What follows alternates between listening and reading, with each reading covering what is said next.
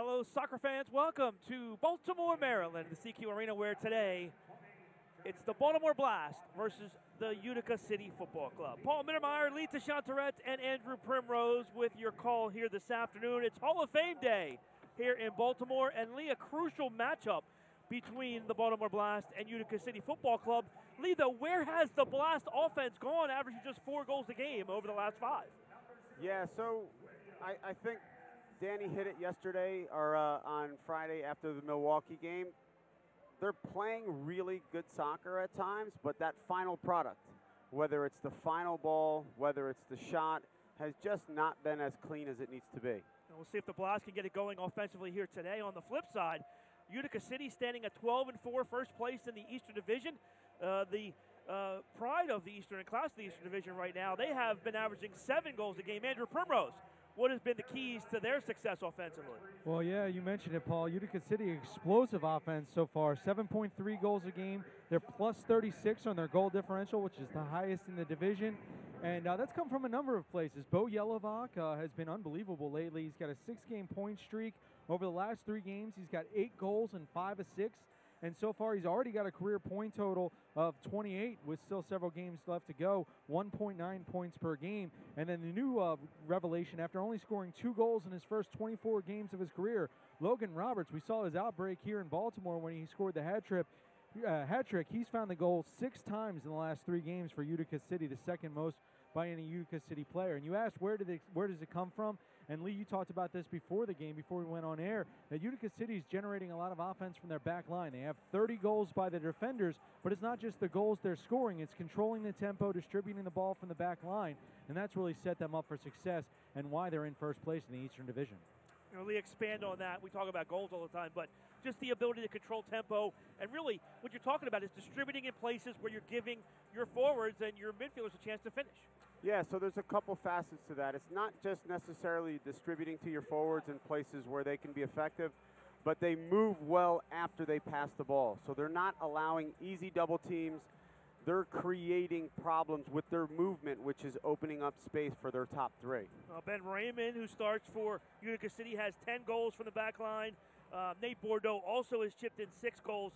They're getting production from all the guys on that back line. Lee, Hall of Fame Day. There's a lot of legends walking around CQ Arena that wore Blast uniforms. It could be tough to do the game today because everybody's coming up and saying hi. I was going to say, it's going to be tough. Not only are they saying hi, but God knows what they're doing behind our backs. No, it is just great to see all the guys here. Congratulations to B.J. Wakefield and Juliana Salenza, who will be inducted into the Blast Hall of Fame. And we've already seen guys like Tariq Walker, guys like Lance Johnson, Chris Vaccaro, who looks like he's 30 still in the house today. So it should be a good one. Blast and Utica City. Utica City starts it, and Coughlin, the goalkeeper for Utica City, gets it out of his own side. And Utica City will possess. Darren Toby back for his keeper. Coughlin distributes to the midfield. Tries for Yelovich. That goes to the corner. Jonathan Mello runs that down. And Vinny Dantas turned aside by Darren Toby. Donatelli deflects it in the box. It comes loose right into the hands of William Vanzella. Oh, there was a bad change here by Utica City. Let's see if they can take advantage of it. No, instead Diesel goes down in the corner, and Ubi Parapovic able to recover. Yelovich quickly into the Blast side, and Vanzella makes that save. Quick distribution down the field. Nice settle in the corner by Vitale. Blast, though, will control. I like what the Blast is doing early here, Paul. They're really looking to get quick transition once they win the ball. They've had 2 times where they've had numbers up already, and it's just 2 minutes into the game. Dos Santos, he kicks it along the boards. Good job by Jeremy Brunelli to keep it alive, and Juan Pereira has it far side. Pereira looked pretty good in Friday's game, returning from injury. Yeah. Go ahead, Lee. So I was going to say, surprisingly, after being out so long, I thought he was much sharper than I had expected. Really now for Vanzella. William to the corner. Guernsey. The ball kicked away from Pereira, forced back, and Vanzella handles quickly for Jeremy Raley. Pereira far side. Jawan around his defender. Off the boards, that's blocked.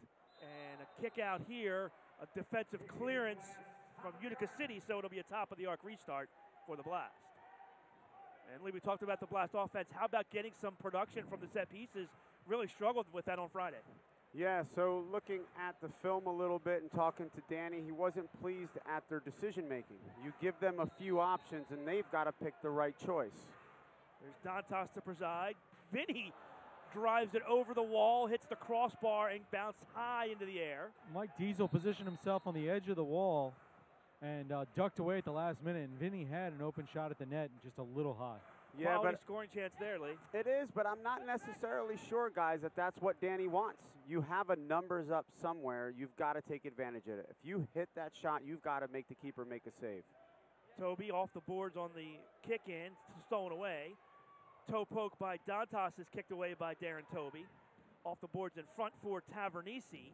And Dos Santos steps in there. Double team along the boards. Good work to get it free. Quick shot here into the mesh by Liam Callahan. Goalkeeper distribution for William Vanzella. Vanzella, starting goalkeeper for the Blast. 8-6 on the year, 4.47 goals against average. Dos Santos kicks it over the glass. 716 save percentage for Vanzella, 154 saves and 2 assists. Andrew Coughlin in between the pipes for Utica City, 12-4 on the year, 483 goals against, 681 save percentage, 160 saves on the season. And Lee, last time Andrew Coughlin was here in Baltimore, he scored 2 goals. Yeah, so some really good early signs, Paul. The Blast is defending very well in the box. They've been positioning themselves for the balls off the boards. They've been goal side, so that's a really good sign. Toe poke by Yelovich is blocked away by Vanzella. Good ball here for Elton, who overlaps. Elton with the left foot. He scores! Elton D. Oliviero puts the Blast on the board. What a fantastic beginning for the Blast on both ends.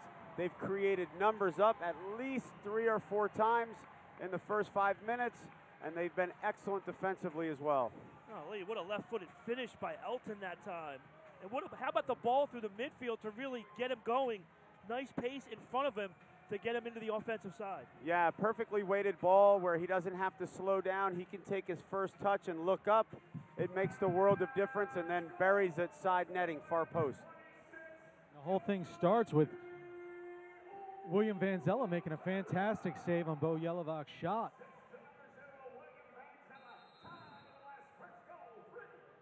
Actually, Vanzella credited with the assist. Thought somebody touched that to Elton, though, after the save. And I didn't see who it was. We'll have to take a look at that again. Ubi Parapovic now, as Utica City looks to respond. Other thing you talked about, Lee, on Friday night was how quickly, once the Blast got on top, 1-0 and 2-1, how quickly they gave it back. Yeah, and I'm sure that was an emphasis for Danny in the locker room. Oh, here we go. Mistake here by Coughlin, and he dodges the bullet there. The ball went under his foot. Just trying to make it interesting. Daru. Good defense by Dos Santos there to recover. Tavernisi, nice touch for Daru. Cut off by Dos Santos. Here's Darren Toby now. Ubi Parapovic. Bad touch there. Very uncharacteristic. He's very sharp on the ball. Well, that's the thing that stands out to me in this game, Lee. Utica City not as sharp as they were to start things in the game 2 weeks ago. Yeah, but part of that has to credit has to go to the Blast. They're playing great defense. Guys aren't open. They're under pressure every time they receive the ball. Good touch by Mello to clear the zone. Toby runs off Pereira.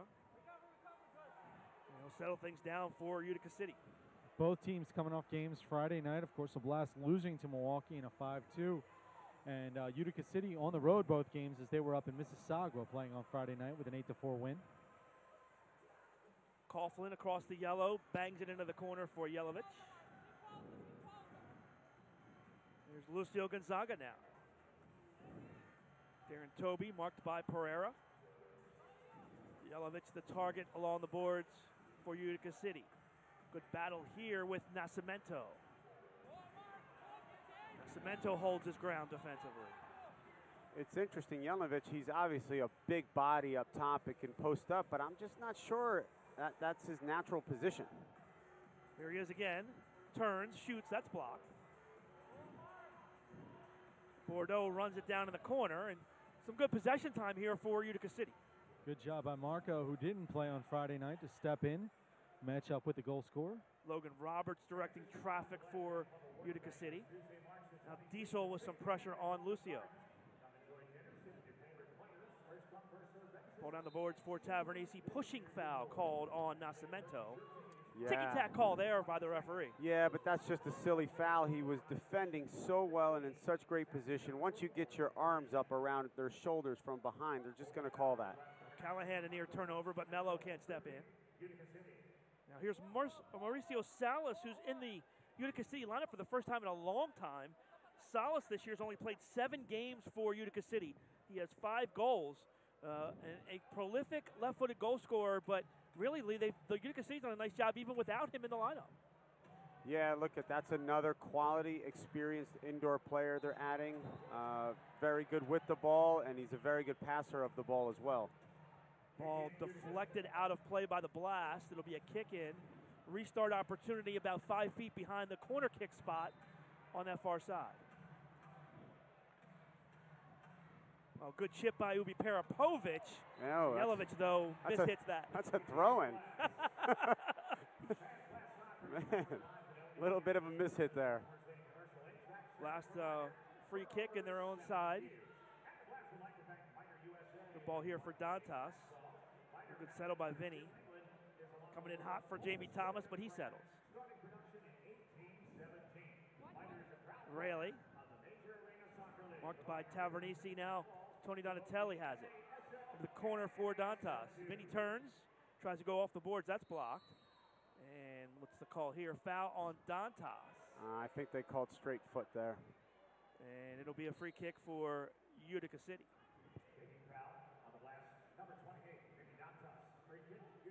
We saw Milwaukee do a great job defensively against the Blast. Here's a steal, bad pass here by Coughlin. Chance for the Blast. Donatelli with some room, shoots and scores!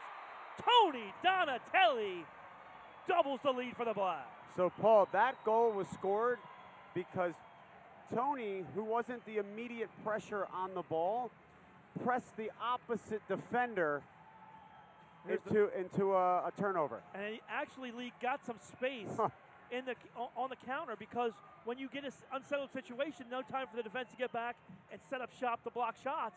And Donatelli found some time and room. Nah, that's a great press. What they were not doing, rotating that opposite guy against Milwaukee, they did here and got a great goal off it. Great to see Tony Donatelli back on the score sheet. He has struggled lately. His 7th goal of the season for the Blast. Well, and Lee, you brought it up. How long has it been since the Blast scored back-to-back goals? They've been trading for so long, especially here at home. And it's nice to get 2 goals in a row. And as Andrew Hoxie's got a chance. Tries to make it 3, but Coughlin says no. And I believe a foul's going to be called here as Hoxie got taken down. And we'll get a restart chance for the Blast. Hoxie holding that right shoulder. Not sure that was a foul, but I'm sure they'll take it. You're not sure that was a foul, Lee? Nope. He hit it. He was off balance when he shot. I don't honestly think it was a foul. Time out on the floor before we get this restart opportunity for the Blast. 7:41 left. They're going to wave it off. They're going to wave the media timeout off for the restart because the ball went out of play, but they called the foul, so they'll do the restart first here. Here's Mello, who will preside. 2-man wall for Utica City. Mello into the box. That shot blocked. Heads up defensive play there by Raymond. Interesting scene behind the scenes is the Utica bench was very upset that the Blast substituted there. Ordinarily, they wouldn't be able to substitute, but because the ball went out of play in the continuation, they weren't able to get a substitution, even though the ball was the foul was called. And Utica City looking over, arguing that with the officials, but understanding that was the right call. Lucio with a drive at the yellow line, and Vanzella snags that. Ball around the turn, an easy play for Coughlin. Nice defensive job there, and a quick run out for Salas. Salas taken away by Diesel. Oh, Donatelli. Yeah, Donatelli ahead of the field. No one saw him. Here's Hoxie. Tries to work around Raymond. Coughlin kicks it into the midfield, and Diesel will field it there for the Blast. Well, immediately, the one thing you can tell is the energy down on the field is completely different than it's been. It was completely different than the last time these two teams played here in Baltimore, and then very much different from last night's game or Friday night's game against Milwaukee. It's more energy. The Blast are running. They're under control. They're picking each other up. It's a whole different environment. Yeah, big statement game here for the Blast. They're 2.5 behind Utica City in the division. This is a big swing game. If they can win today, they move within a game on the loss column and a game and a half overall. But if you lose with only 8 games left, you find yourself 3.5 back. Well, and I will say this, with the way the playoff format is set up now in the Eastern Division, with a 1-1 game, it's not as big a deal whether or not you're that 1 seed or the 2 seed in the playoffs for the division. The big one's going to be getting that home game in the Eastern Conference Finals. So Utica City's got a lot to play for. Only 1 game up on, or 1 game behind Milwaukee in that. Well, the Blast. Great breakout by Thomas. He missed him. If William lifts his head and looks to the left, he's got him. Yeah, Thomas went. He saw Donatelli instead and played it there. Yeah, both defenders went with Donatelli because he was early, and Thomas was a late runner from behind, and he was wide open. Ball goes out of play. Timeout on the floor. We'll take one, too. 5:36 left in the first. Blast, the early lead, 2-0 over Utica City. Back with more. You're watching MASL Soccer on MASL TV. Nothing feels better than when my Megabank treats me like a number. Burned out by poor Megabank service? Life's better when you seek you. With a smile. With a friend. Any way you need. And wherever life takes you. So, do you seek you? No, no, no, no, no. Jack, can I talk to you? I think you need one of these. You're acting like a kid. Yes, yes, yes. Have a blast and score big at Antwerpen Automotive. Jack is saying yes to every deal on all new and pre-owned vehicles, plus discounts up to $15,000 and no payments for 3 months.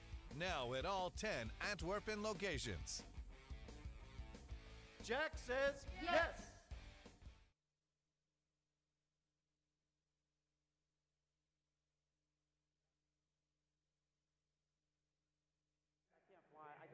All right, welcome back to Baltimore. Blast have got an early start here on Utica City. They lead 2-0. 5:36 left in the first quarter. We talked a lot about it, Lee, just the off-ball movement, the overall effort, and everything else here in this first 10 minutes. So much different than what we saw on Friday night. Without a doubt, it's one of the things. It's one of the concentrated conversations I know that Danny had with these guys was their movement off the ball. Well, not only a lot of Blast legends in the house, just got a text from Pete Caringi, UMBC soccer coach. He's in the house as well for PJ and Jules tonight. Pete has been a mentor and kind of a second father to a lot of these guys here in Baltimore. Pete's a great guy. They call the foul here. Man, Ubi Parapovic was going down pretty quick there. He was going down before he was touched. That just didn't look right. I mean, he was going down. He tripped over the ball and was going down. How about that? Right on goal, and Vanzella has to fight through the screen to make that save. Great breakout here. Dantas has it chipped away. Good defensive play there by Ubi Parapovic, and a 3-line violation. So we'll get a restart here at the yellow line for the Blast. Once again, what great commitment to breaking out, right? 2 guys making crossing runs, causing a little havoc. And never, and Lee, I know you're a big hockey fan too. I never understood why there was not much more of that screening game in the MASL. Getting in front of the keeper and making it tough for him to see. Oh, there's a drive. They tried for Diesel. A little bit. I mean, it's good when you know somebody's going to take a shot, but you also can't take yourself out of the play position, and not be an option. Right, so hockey's a little bit different in that manner. You can still be in the play and screen It's a little bit tougher here at times to do that. What about like on power plays though? Yeah, absolutely. No, at power plays, I know Cleveland used to do it. St. Louis, they would run someone across the face of the goalie as there was a shot being taken. Here's Mello. It's a deflection off of the ball out of play, so restart for the Blast. Elton with the drive. Coughlin gets a foot on it. Dantas' shot is blocked. Blast regroup. I wouldn't want to be Logan Roberts right now. Vinny had full wind-up on that. A little bit different than the Milwaukee first quarter where they had possession but not a lot of shots. Right. They're letting them go. Balls off the board, shots from a distance. Oh, good deke there by Pereira. He goes down, no call.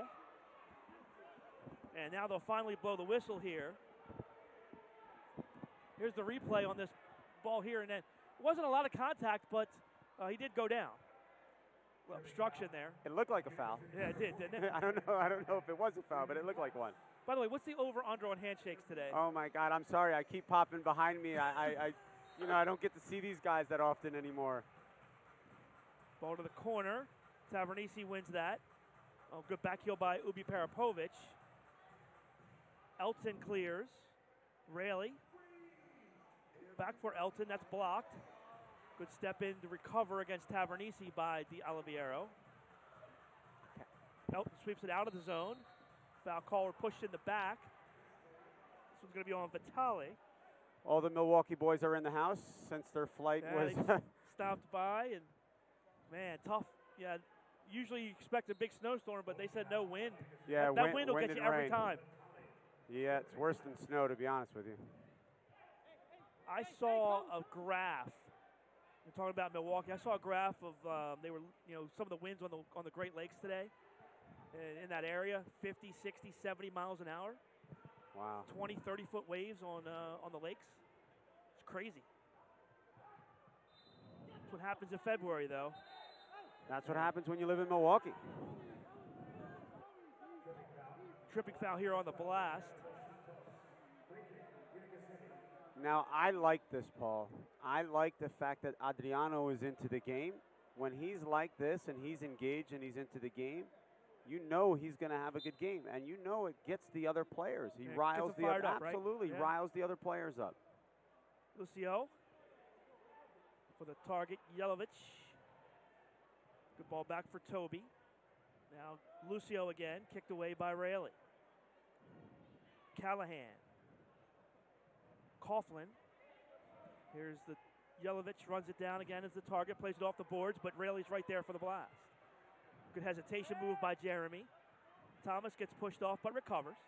Now DeRue will pressure for Utica City. Thomas with a good turn. Good recognition there by Jamie to see he had some time and space. Yeah, but he needed to get a shout earlier from his teammates because he actually could have turned and taken it up and created some numbers. Turnover. Thomas gets a foot on it, but he can't strike it well off the half volley, and he puts it up over the glass. Ball had too much backspin on it. He was trying to wait for it to come down so he could get over top of it and just wasn't able to reach it. Distribution here for Andrew Coughlin. Still, one of the all-time stats from the last time these two teams played. Andrew Coughlin scored more goals as the keeper than he gave up in the game. I don't know how many times you'll see that in a soccer game. That's a really good sign for a team. They're having a good night if that's the case. All right, so this one goes over the glass in the Blast defensive end. So Manziel with the distribution here. Once again, not sure why he takes a drink. Because he can? I always think it's funny. Like, if you're getting gassed from being in goal, there's a problem. Now Lee, wouldn't it be up to the team captain for Utica, though, to kind of make a comment about that? Either the captain or the coach would have to say something. I guess you're always worried if you're the coach or the captain that maybe your guy wants that too, right? I don't know. I've never had somebody actually do that. So you don't know how to respond. I don't even know how to respond to that. So. Funny part is he's been doing that his entire career, and Lee, you're the first one to point it out. Yeah, true. So it's just been like accepted. Well, because I know I'd be the guy who would address it. Good counter here for the Blast. Mello off the boards in front and run through by Gernsey, and he can't get a foot on it. Defensive play there by Utica City. Nice job by Jeremy Raley. He was caught on a shift, and Yelovach was down on the yellow line all by himself. And Jeremy went full speed to get down there and get a body on him. Love to see the third goal here, Paul. They've had a number of opportunities, right? So when you're in these situations, you have to capitalize. We were talking about capitalizing. You have to capitalize, especially against a team like this.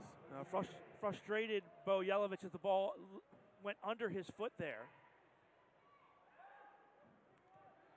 Gets another chance here, 2-on-1. Quick shot off the boards, goes over everyone, and Donatelli clears. I'm not sure who that was, but whoever that Utica player was, it was a great, great assist for the Blast because he has a 2-on-1. It was Roberts, and he shoots it inexplicably. I'm not sure what he's thinking about there. Good double team by Donatelli, gets the ball free. Now Dos Santos has it taken back. Yelovach has stopped playing and is just screaming at the official face-to-face. For a good 30 seconds, he stopped playing. And now he's going to get a call. Now that has to be a card, right? That's got to be a red card. That has to be a card. You just can't two-hand push a guy to the ground, can you? I'd have to go to the rule book, Paul. I mean, come on. It's gotta be a blue card. It's not a red card. It's just a push. This has to be a penalty, right? You would think. Some sort of penalty.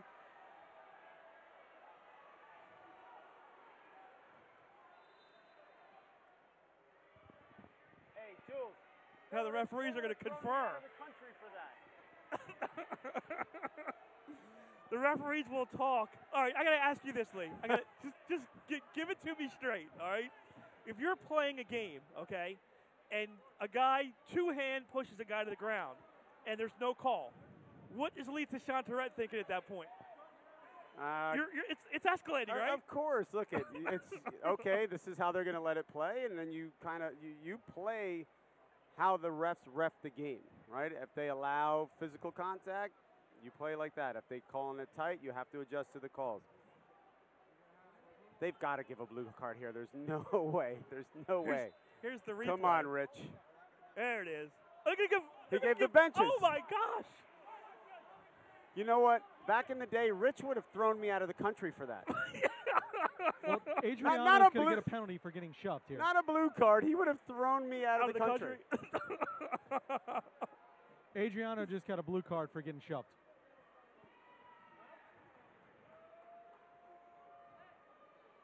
Wow. So both teams now at their benches. Vanzella talking with Ryan Hall.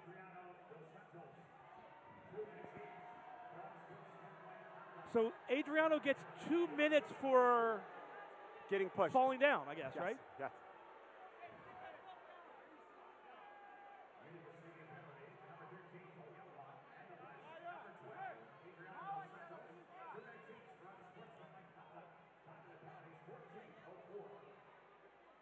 Last minute of play here, 14:04 time of the penalties, 2 minutes each. Yelovach and Dos Santos.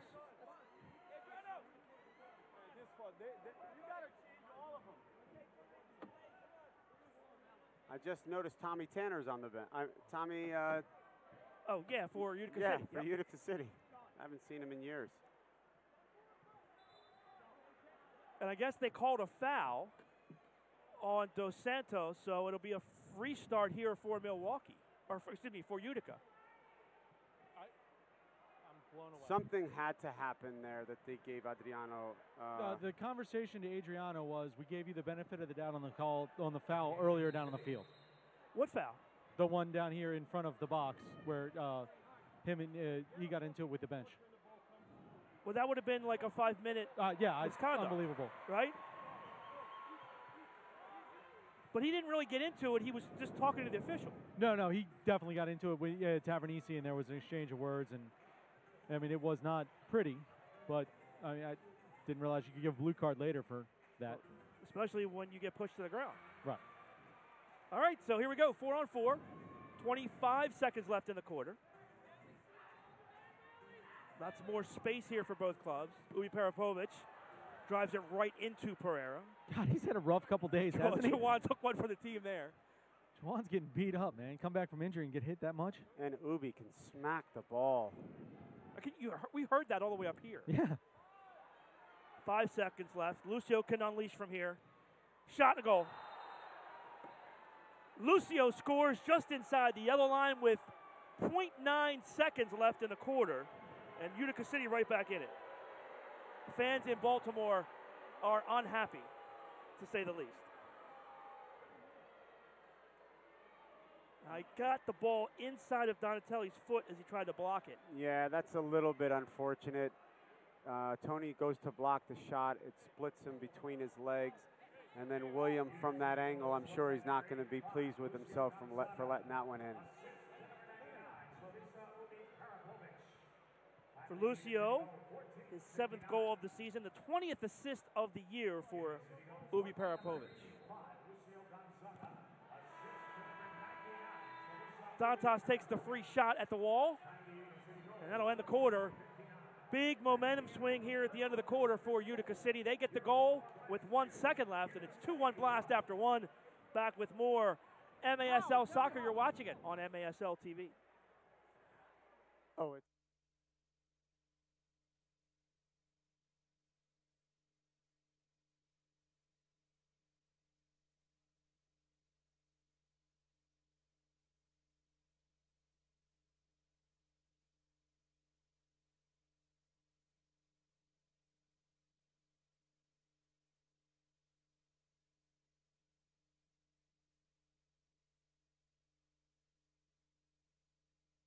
The story is changing.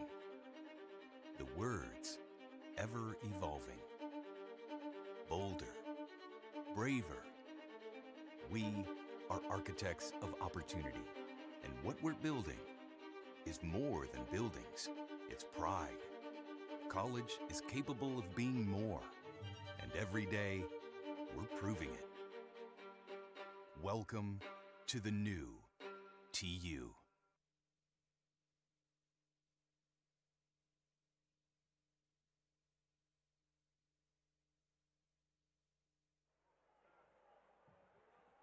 Welcome back to Baltimore. Blast leading Utica City 2-1 after 1 quarter of play. A lot of discussion down on the field between quarters. And Andrew, did you catch any of that? Yeah, I just can't repeat any of it. Well, I know that. Bo Yelovac is very, very upset about the actions that Adriano took in order to get the foul. Adriano very upset about getting a foul for something that came beforehand. Yelovac has continued to scream over to the bench. Adriano wants to talk to the officials about why he got a card there. Danny Kelly and David Bascom had conversations with the officials about what transpired there. And then in the meantime, as you saw with 0.9 seconds left, Vinny Dantas wound up and took a shot there right into Joey Tavernisi, and Tavernisi did not appreciate that. Daru went over to tell him that he didn't appreciate that. Tavernisi wanted to make sure that he got credited with a block for that. And all that occurred, and that was about 3 minutes of back and forth, and I abridged it to take out all the profanity. All right, well, let's see. Utica City did get credited for 4 blocks in that first quarter, so hopefully one of those was for Joey at the end of that quarter. Shots on goal, 7 apiece, Utica City and the Blast. Fouls, 4 for the Blast, 3 for Utica City, and William Vanzella with 3 saves in that first quarter, and Andrew Coughlin had 1 for Utica City. And so there's a mistake on the clock right now, as the clock shows 25 seconds, but it's supposed to be 106. Right, They're right, adjusting right. that now. All right, so we just heard from Andrew. Everyone spoke to the officials in between the quarters. I talked to him a little bit too about what I was unhappy with. Yeah, I saw Danny before I left. He was talking to them. So what'd they say? Well, Andrew, basically everyone's mad. Yes. Bo Yelovich is mad. I was a little upset that there was pulled pork in the pregame meal, so I wanted to talk to them about that. Wait, but you were on a recon mission. I was on a recon mission. What did Giuliano Oliveira have to say? Oh, no, we were talking completely about different. I'm going to meet him in Vegas in a couple weeks. Okay. He's going at the same time that I'm going. So we were on a completely different conversation. Had nothing to do with the MASL, right? No, it was more us coaching younger kids. All right, so we'll try to get the clock issue squared away. Well, we do want to tell you that the MASL now has a podcast. Join host Craig Elston as he talks to players, officials, and coaches from across the league and takes you behind the scenes of the MASL. Check out MASLsoccer.com. to listen to past episodes and subscribe to the official MASL podcast. And don't forget about Kick This. Outside of being on the team, the best way to know what's happening in the MASL is to tune in to Kick This every weekend. Soccer Sam discusses the ins and outs of all the MASL action. Check it out on Saturdays at 11 a.m. on iHeartRadio. So, Paul, let's keep an eye on the officials, because what happened right there at the end of the first quarter, shooting the ball into the wall, they know tempers are flaring. That so was the other thing, Lee. Joey Tavernisi took exception to that, and he wanted to make sure he got a block for that. I did see him say right down the block. You got to get those stats. Well, I mean, if you're going to take one like that, you got to, right? Yep. Well, the funny part was they were both prepping on the wall, and Vinny was looking over to him, and he goes, "It's coming, it's coming," and then he did it anyway. Well, there's really not much else you could do. Well, I mean, yeah, I'm not sure. It's a 2-1 game. 20 seconds left on the 4v4. Ball cleared. Donatelli to Rayleigh. Diesel with a good touch up ahead off the boards for Mello. Jonathan down the wing. Nice job by Vitale to cut him off and not give him a real good angle to shoot. So he'll pull it back out, and Blast will possess. Penalties are over to Dos Santos and to Yelovich. So both those guys are on the field. It's 5-on-5. And Yelovich out there, we'll see how he controls his temper, and same with Adriano. Salas marked up on Adriano down low. Santos leaves it for Thomas. Jamie's ball blocked. Elton runs on off the glass wide, and then Elton hits it into the concourse. Jamie does a lot of work. I tell you, once he starts refining his movement and refining his first touch a little bit, he's going to be a very good indoor player. Ball headed away in the corner. Rayleigh down to Dos Santos. Adriano has it come off of his foot, Toby, but Dos Santos pokes that away and forces Ben Raymond back into the defensive side. Coughlin pressured by Pereira. Now Thomas, good touch as Raymond flashed to the middle to clear for Utica City. Ubi Parapovic turns, that's blocked. Diesel got in front of that one. Tavernisi runs it down in the corner. So the one question I have, Paul, is my understanding the blue cards do not count towards foul accumulation, correct? So the 4 fouls, the blue card is not included in that. So if you get right. Correct. So then does Adriano, was the action, the blue card down there, because that would be his second or third foul of the quarter, was that a foul, or was that the blue card, the action that they called the foul? Well, you'd have to ask the officials. Yeah. They'd have to make that determination. Ball by Bordeaux put over the glass, and it'll be a goalkeeper distribution for William Vanzella. Yeah, that's a question. If you can, jump over there and ask the fourth official. That's a good question. Here's Nascimento on the distribution from Vanzella. Now Diesel. Here's Mello, marked by Callahan. Diesel to the corner for Dantas. Double team comes, gets it back for Diesel. Mike's shot just over the bar. Coughlin got a hand up, but ball went high. Mello, Dantas, Vinny far side, Donatelli off the boards, and Lucio clears. That's a dive. That's Lucio did a good job. And that's exactly what the call is going to be. Lucio did a good job of. So he got him. Yeah, so he got gave him. Embellishment. He gave him the embellishment warning. Good for you, Rich. Restart here for the Blast. Well, now they've got to get it in the right place. He got the call right. Now they've got to move it to the top of the arc, not the top of the three-point line. It's always a variable there, Lee. Yeah, 6, 7 yards. Mello's drive, that's blocked away. There's Vanzella. Oh, nice feed in the middle for Donatelli. Tony, good ball to the wing. Here's Mello. Mello, crossfield. Donatelli with the left foot. Couldn't stay on top of the ball. And a goalkeeper distribution for Coughlin. Lucio threw Tony off there. Tony thought Lucio was going to get a toe on it, and he threw him off a little bit. Salas with a drive off the glass. It's cleared. And we'll get a defensive clearance on the blast. Guernsey. Vanzello's upset with Guernsey because William was there to make the play. And Guernsey kicked it out of his hands, and it'll be a restart. Yes, but, I mean, Williams got to realize that that was such a bang-bang play that he just made a save himself, and Guernsey's not going to let that go if he's not 100% sure. Right. Because that goes in the back of the net if that's the case. It'll be Parapovich off of Elton. Now Pereira taken away. Lucio. Utica City much more energy here to start the second. Ooh, Coughlin almost had it taken away. Dos Santos, shot by Thomas is blocked.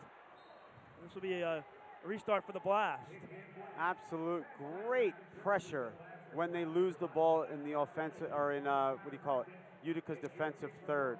They've had at least 3 excellent opportunities off of defensive pressure. Ubi Peripovich gets into it with Adriano. I don't think they like Adriano. Well, come on. You're doing a broadcast with the guy that was the all-time.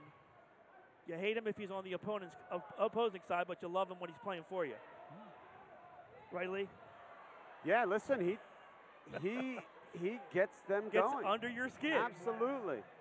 And I always say this. Dude, the you other were the team, king. You were the absolute king. I think if they ever crowned a guy that was that guy, that was you. Come on. We all had our thing, I guess. I don't know what to say. I'm not going to lie. That's a compliment, okay? Yeah, listen, it wasn't intentional. It was just one of those things that happened. No, it's not intentional. It's the way you play the game.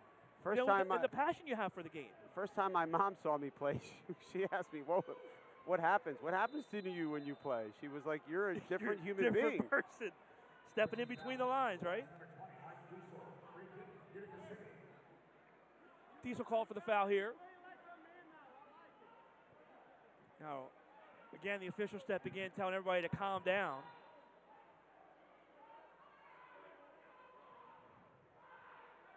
Toby. Salas. This walk to the locker room is going to be fun, guys. Here's Daru. The benches are now screaming at each other. Well, I mean, Pereira shins it back to Vanzella. Nelson Santana special. That's correct.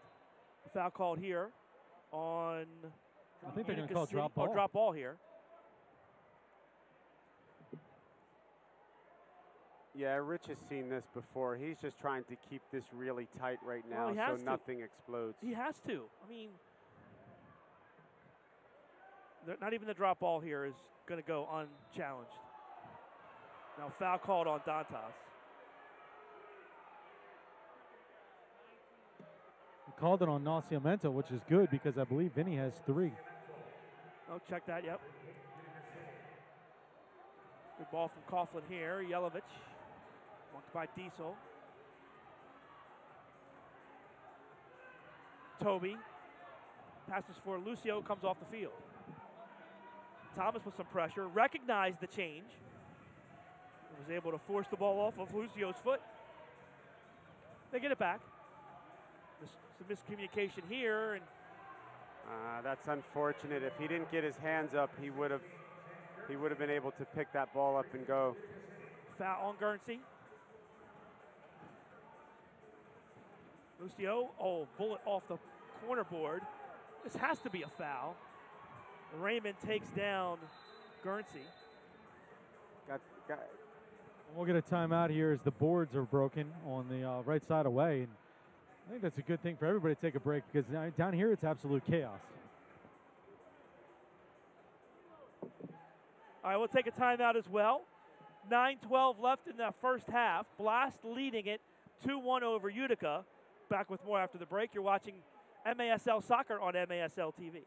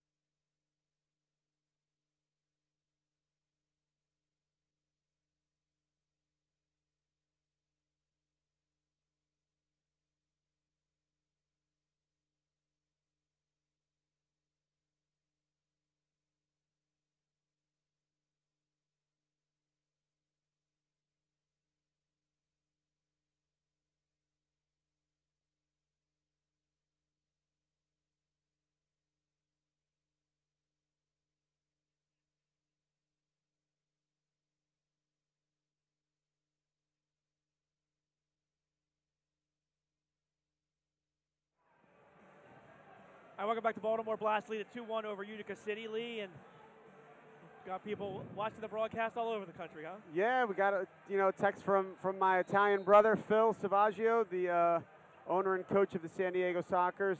I'm sure he's doing his homework for whoever he faces in the finals. Doing a little championship series scouting here, huh? Yeah, Phil's he's a smart man. He's a good guy. Hey, how about, and while we have a second, Lee, how about that? You talk about Phil and Sean Bowers out there in San Diego, the land of Donovan, and get him into the indoor soccer game. Pretty big coup for them. Yeah, I think a great move. You have two guys who are ambitious in growing these games, and they pulled the trigger on a really big deal, and I think that's going to set a precedence for this league. Oh, great redirect by Raley from Donatelli, and Coughlin said no. Best save of the half. Here's a chance now for the Blast. 2-on-2. Mello with a great ball to the far side. Shot blocked away. Rebounds loose. Still loose. And comes through the box and cleared. Vitale goes down after the fact. And Jeremy Raley. So in that play, it was a missed handball on the block. And Jeremy Raley was absolutely tripped behind the play, just taken down. Well, I think they're going to call that foul now. No, they called 3-line. Vitale took it down. They're called the 3-line afterwards. They don't say anything to Vitale for tripping Jeremy. And then the 3-line is what was called. So no handball in the box, no trip on Jeremy Raley. I'd have to take a look at that. That happened so quickly. I'm not sure I saw a handball. Well, off the boards in front, it's loose, and Callahan kicks it away. Pereira now plays it back for Mello.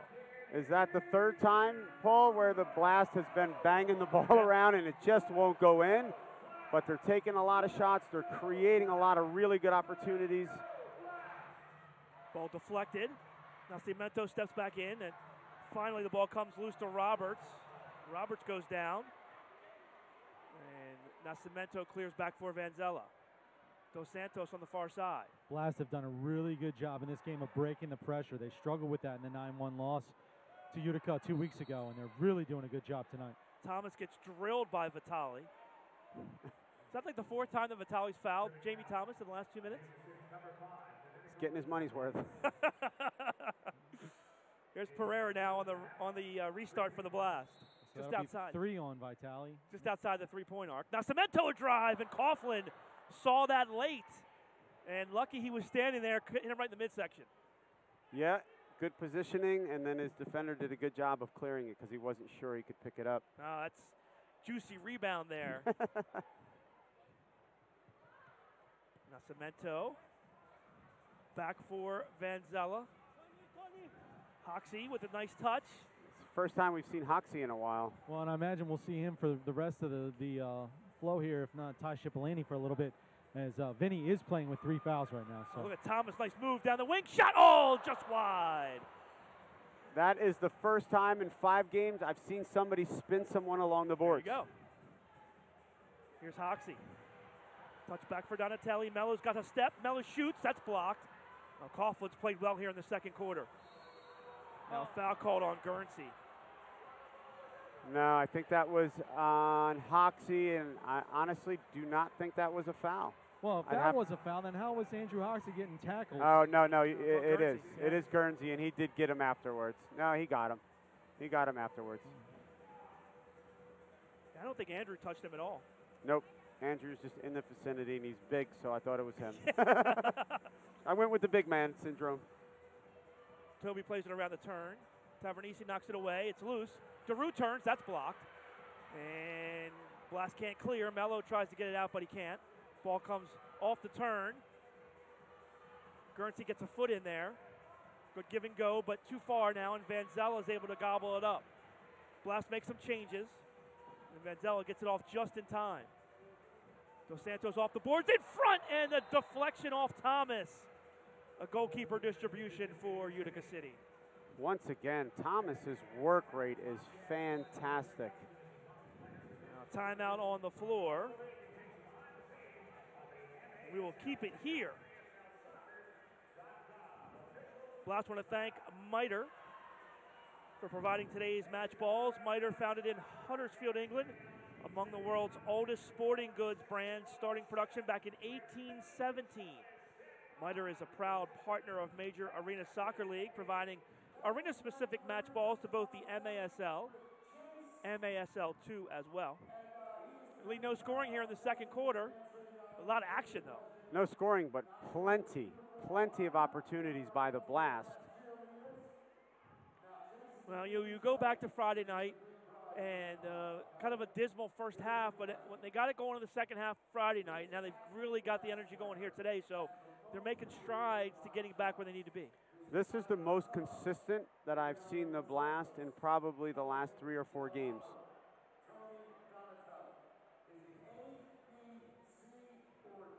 So Hall of Fame day here in Baltimore. At the half, we'll watch P.J. Wakefield and Juliana Salenza get inducted into the Blast Hall of Fame. Let's run some numbers here, Lee. Juliana Salenza, 5-time champion. That's the most important thing. 260 games, 218 goals, 91 assists. 3rd all-time in goals in Blast history. 5th all-time in points. 14 and 14 in 28 postseason games. Just the ultimate finisher. Maybe one of the best to ever play in indoor soccer. Yeah, listen, Jules could finish. He could finish with both feet. He understood his strengths and weaknesses. He got the balls to the right guys so they could get it back to him in the offensive third. And boy, what a quick release he had with both feet. P.J. Wakefield, 5-time champion, 205 games, 102 goals, and 80 assists. And, you know, Lee, you talked about it before this game started as the Blast come out on the defensive side. You know, you talk about creating space and opportunities. You know, P.J. Wakefield was a master offensively of putting guys in great situations. Yeah, listen, P.J. was always a threat to shoot. He could shoot from well beyond the yellow line, and he was very dangerous that way. And then when he played the ball in, he made intelligent runs, which opened up space for everyone else. Lucio goes down. Dos Santos called for the foul.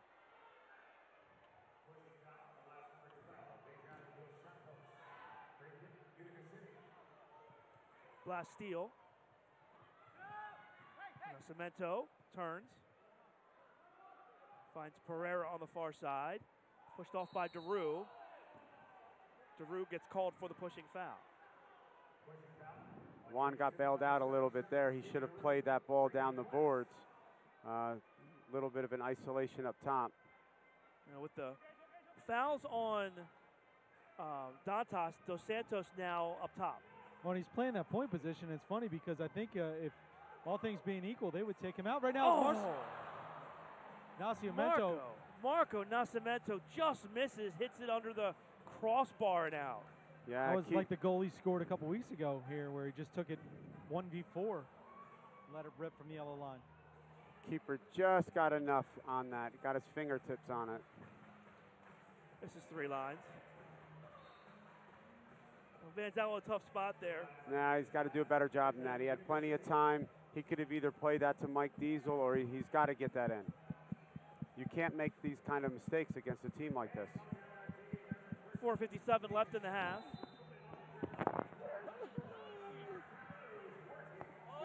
Lucio drops it off. Shot and a save by Vancella with some assistance on the back line. I believe that was Nascimento there. Great job by Jamie to win that ball against Lucio in the corner. Great job by William there. Great concentration when he was on his back. All time and space for Rayleigh, a drive off the glass. Now Salas off the bench for Utica City. Salas falls down and they call foul. We had a great angle of that one. Yeah, Salas just fell down. I mean, he saw Rayleigh was coming and he fell down. Look, here's the replay. Watch. He feels Rayleigh from the beginning and he just backs himself into him and falls down. Unbelievable. Yeah, I know it's difficult, but they've just got to be better with those kind of calls when these guys are diving. Here's a steal by Dos Santos on Salas. Adriano pulls it back. Touch from Mello. It's a little shove from behind and allows Utica City to clear the midfield. Here's Jelovic off the boards in front. Nice touch there. And a good header by Elton to clear the zone. Salas with the left foot. Donatelli wins it back. Oh, Adriano it was unintentional. He got kneed in the head. Adriano just got kicked in the face. I tell you, Paul, I really liked Adriano up front. Here's the replay. He just catches it right there. Oh. Yeah, caught it. Oh. He's a strong guy. He'll be back. That hurts, though. Oh, it stings like nobody's business. He went down the same way as Salas did for that foul.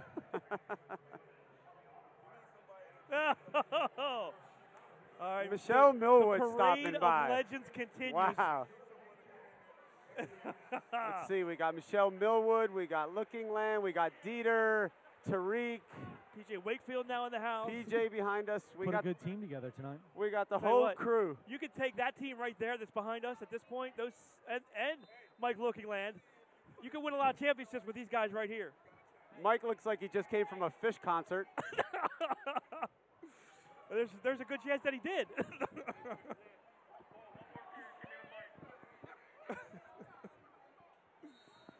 Ball in the Utica City defensive end is foul called here on the blast.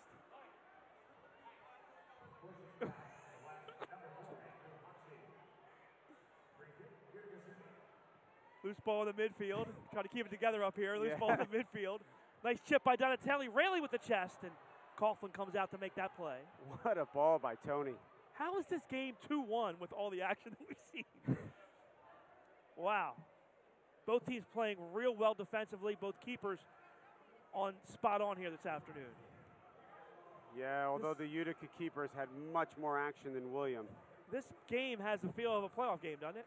It does. Look at the intensity level, and I'll say it again. Adriano coming out, John early with that intensity really, I think, got the boys going. Callahan. Mello with the pressure. Oh, near turnover by Coughlin. Yikes. Oh, that's unfortunate. Talk about being lucky. Yeah, he needed to get rewarded for that great defensive work. That's just unlucky. That ball bounced anywhere else except for those 2 inches, and it's a goal, right? Yeah. Wow. There's Manzella now with the distribution. Freshly watered. I mean, the other thing, Lee, is we joke about that and him needing the drink. What it really does, though, is add a little bit of extra time for the Blast to make their switches and get their transition, get their spacing, and spread out. And it is a bit of gamesmanship. And whether it should be allowed or not, it is allowed. And he takes advantage of it. I kind of think that was Lee's point. Honestly, so I'm thinking about it the other way. I would not have liked that as a player because I could run. I didn't need a break. So I was always breaking when our keeper got the ball. Oh, nice and outlet. Our keepers always knew to look for that. Nice outlet. Guernsey gets pushed from behind. Roberts picks up the foul. Tavernese looking for another block. Roberts just gave him a wry smile there as they ran down the field. Guernsey tries to win it from Ubi Parapovic, but Slavisa got there first. It's funny, Guernsey was pointing to the other corner, and William played it to that corner. Diesel a drive. That's deflected, and Coughlin recovers. Makes the play. Paul, Coughlin's been pretty steady in net so far this game. Yeah. A couple of mistakes with his feet, but as far as saving the ball, he's done a very good job. Played an outstanding game here 2 weeks ago. Lucio settles now. Lucio the only goal for Utica City with 1 second left in the second quarter. Blast clear to the open side. Coughlin well off his line here. It's upfield for Yelovich. Lucio with some space. Don't want to give him too much here. You've seen he can score from that space. Approaching 1 minute to play here in the half. Yeah, but Juan knows him very well. Juan took away his right foot, forcing him left, knowing that's going to be a toe ball left three-pointer from that angle. DeRue battles with Nascimento. Foul called on Marco.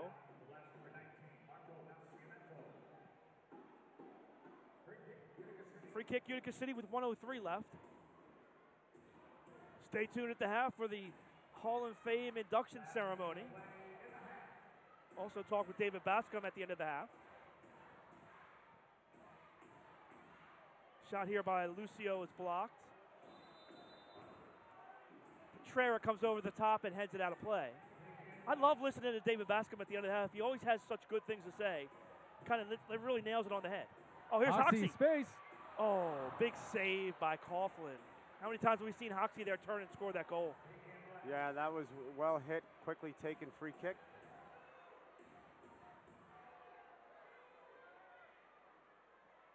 Oliviero got some space here behind. Run up onto it with Donatelli and Hoxie coming in front. Coughlin again sprawls out off the boards there to make that play. Did the Blast, do they have a timeout left? You get 2 now. Yeah, so I would have. In a game. I would have thought they. 2 in a game. I know Danny likes to save them. Yeah. Well, yeah, I mean, that's in a game like this, the scoring opportunity or the ability to have it late in the game. Toby. I agree with you there, Lee. That might have been one where you try and get that goal. Raymond kicks it into the screen. I keep forgetting about that rule that it's 2 in a game, not 2 and a half. 2 in a game, yeah. They changed that rule. Definitely become more selective with your timeouts. Manzella. Low liner for Hoxie.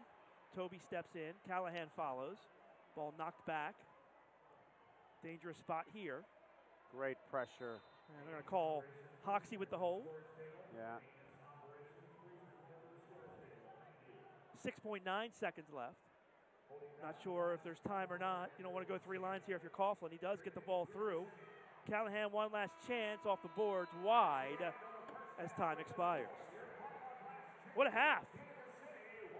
Good battle between these 2 teams. Blast got on the board first, a couple of goals to get themselves the lead. Elton D'Oliviero early in the game from William Van Zel to make it 1-0. And then Tony Donatelli scored to give the Blast a 2-0 lead. Lucio scored with 1 second left in the half. That's where we stand as we watch the players leave the field. No, I like Danny Kelly, really smart move there. I like what Danny's doing here. Yep. So what Danny did was he stepped in front of the players and said, let them go first. They walked down the same tunnel both ways. So the Blast held up, let Utica City go, dissolve some of that tension. Smart move by Danny Kelly. Now there you go. Players have gone back to the locker room unscathed. There was no fisticuffs at the break. That's always it's always a plus when you can have that happen at halftime. And let's set it down now. Andrew Primrose is standing by with Blast assistant coach David Bascom. We're getting set up here. We're running a little late on the setup. Fine. David, I know you want to get back into the locker room with your players. So a physical first half. These 2 teams, this is 3rd game you played here, 5th game overall in the season. Physical first half. Is that what you expected to see from this game? Yes, definitely. You know, I mean, you're looking at a team that's with a 12-4. I'm not even sure the record, you know. And it's a team that's going to come in. They're going to try to, you know, take over the game mentally and physically, right? So we knew that the battle was going to come. We're also looking at us, you know. I mean, we lost the other night. You know, we had a day's break. So now we have to show, we have to, embed our wheel on the game. Yeah, we're doing well. We're creating good. I mean, good execution. We just got to finish. So you talked about that. You just got to finish. We talked about this in the last interview that we did on Friday night. Why are you guys not able to finish? Still only 2 goals here. You're winning, yes. You're playing much better. But why? What is missing for those finishes? Yeah, I think one of the is having that extra player in forwards. You know, so every time we attack, we want to make sure we're trying to get 3 guys, getting a guy in the box and getting a guy back post. And that's the thing. You know, once we get up a number in the box, it makes it that much easier for errors because another guy can slip in. So as long as we can focus on that, finish our chances, breathe, you know, and then we're looking at a team, you know, what been coming off, you know, it's kind of up and down for us, right? The consistency has to start getting back, and it has to start mentally. All right, well, fantastic. As always, great information. Thanks for taking the time. All right, then, thanks. All right, 2-1 Blast at the half. We'll take a timeout. We come back. We'll do our halftime ceremonies. PJ Wakefield, Juliana Salenza headed into the Blast Hall of Fame this afternoon. You're watching MASL Soccer on MASL TV.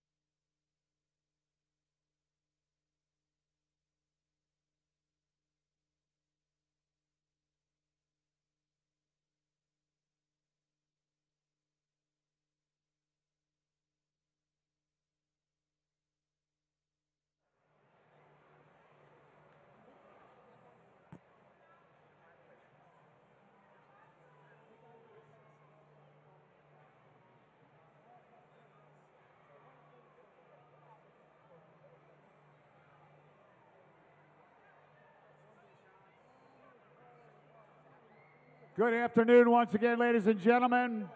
Welcome to our halftime Hall of Fame ceremonies. We'd like to welcome all of you to the Baltimore Blast Hall of Fame induction ceremony, where we'll be inducting our 24th and 25th members into the Baltimore Blast Hall of Fame, namely Giuliano Salenza and P.J. Wakefield.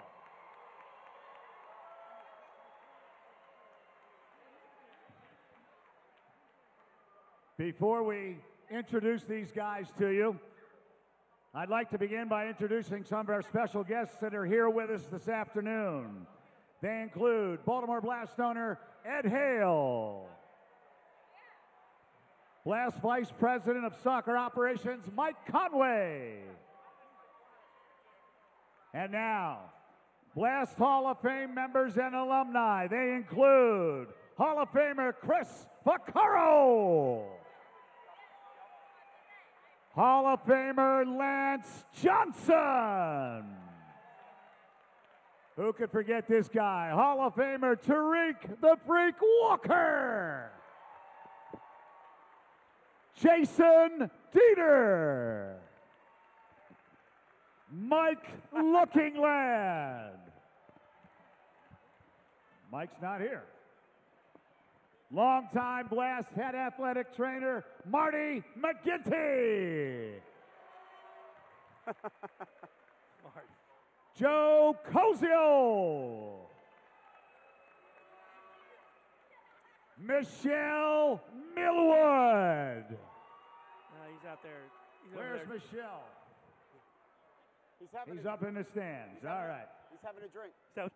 And we'd like to also welcome UMBC coach, longtime UMBC coach. He coached PJ and Giuliano. Please welcome Pete Caringi.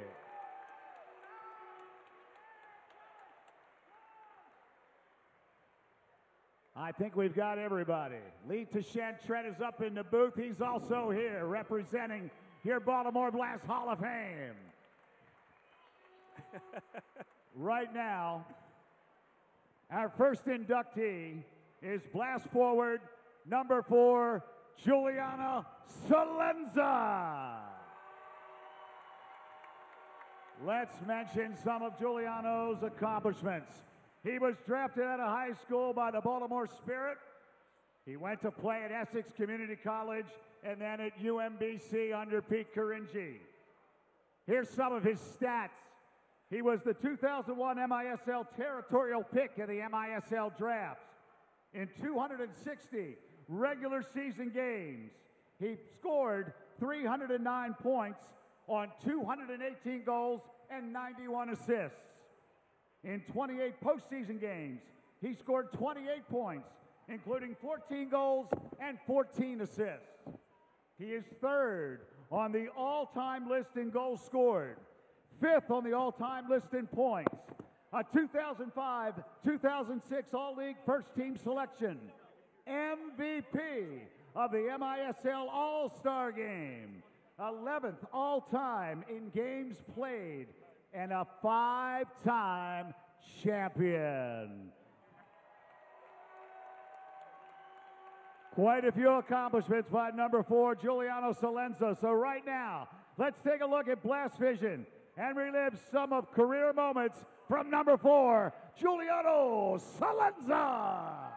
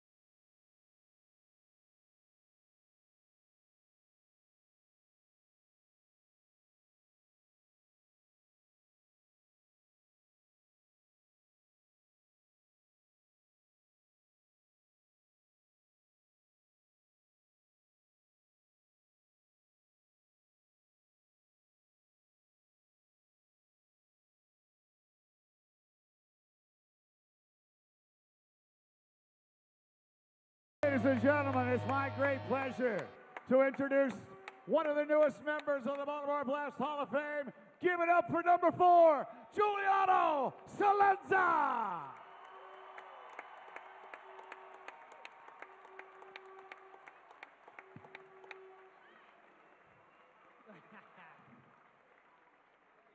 Thank you.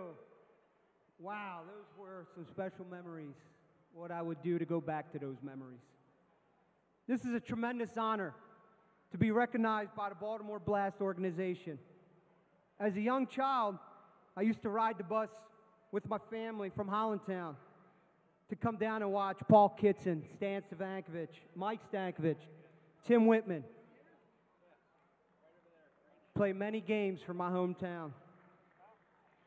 When I came down to the arena, I dreamed that one day to play for my hometown, the Baltimore Blast. Well, thanks to Ed Howe and the Baltimore Blast organization, that dream came true in 2001 when I was drafted after finishing my college career at UMBC. I had a joy of playing in front of friends, family, and the #1 fans in the league, you guys.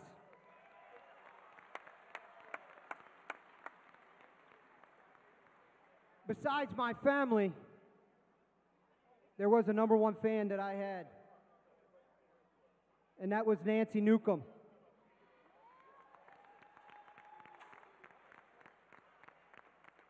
Nancy, thank you for your support throughout my 11-year career. During my 11 years, we won 5 championships, the most memorable being our first championship in 2003, when we beat the Milwaukee Wave and came from behind from a 12-3 to end up winning 13-12. I'd like to thank a couple of my fellow teammates. Obviously, a couple of them are sitting here tonight with Tariq Walker, Lee Chashantret, Robbie Arisadimo, Danny Santoro, Jason Dieter, Lance Johnson, just to name a few, and obviously the #1 trainer in the league, Marty McGinty. I'd like to thank, obviously, the Baltimore Union for showing up tonight and your support. And my Gerstel family, singing the national anthem, and a couple teachers showing up tonight to support me.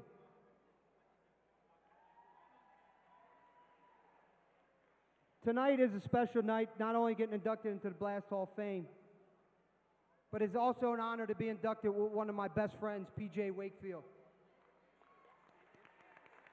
PJ, we grew up playing together against one another, and it has been a pleasure to play by your side with the Baltimore Blast. All these people here are happy for you, but I know your biggest fan, Big George, up top, is proud of your accomplishments and is smiling down on you today. Congrats, buddy. You earn it. Lastly, I'd like to thank my parents, especially my mom, who was my #1 fan, who was at every game that she could be at. She has cheered me on my entire career. To my brother, my sisters, and their families, thank you for always believing and supporting in my dreams of playing professional soccer here in Baltimore. Finally, to my beautiful wife and my beautiful two girls here sitting by my side, thank you for putting up with my crazy schedule and the love for the sport of soccer that we now share as a family today. Thank you, Baltimore. Love you.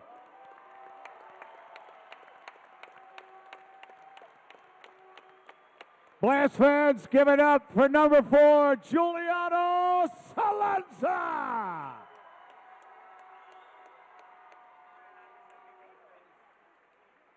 And now, ladies and gentlemen, our next inductee is blast forward turned defender, number 17, P.J. Wakefield.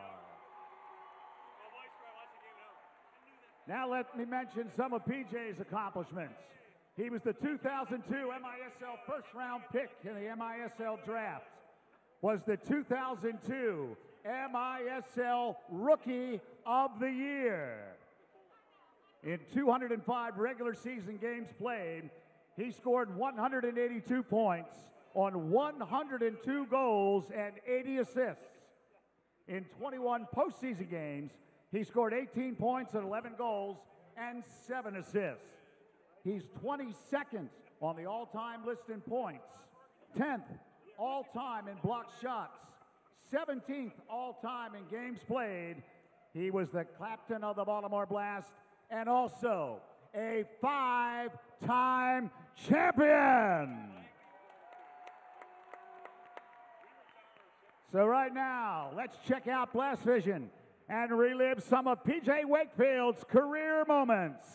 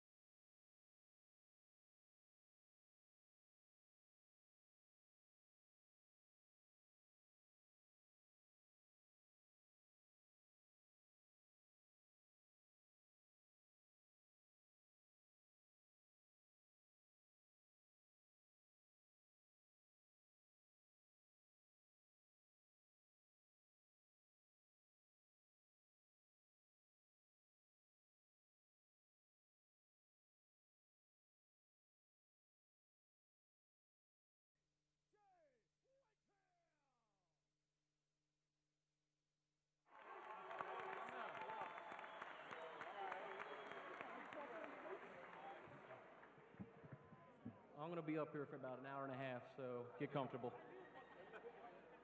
First of all, I'd just like to thank Ed, and it's great to be back. I'd like to thank Ed Hale and the Blast organization for this honor. And I'd like to thank Jules as well.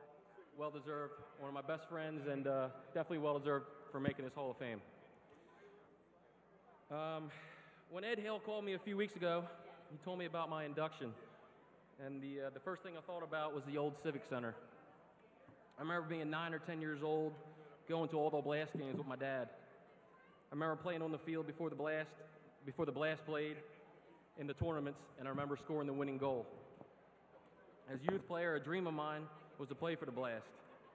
I always wanted to run out of the spaceship or the Blast sign and hear my name announced on the field.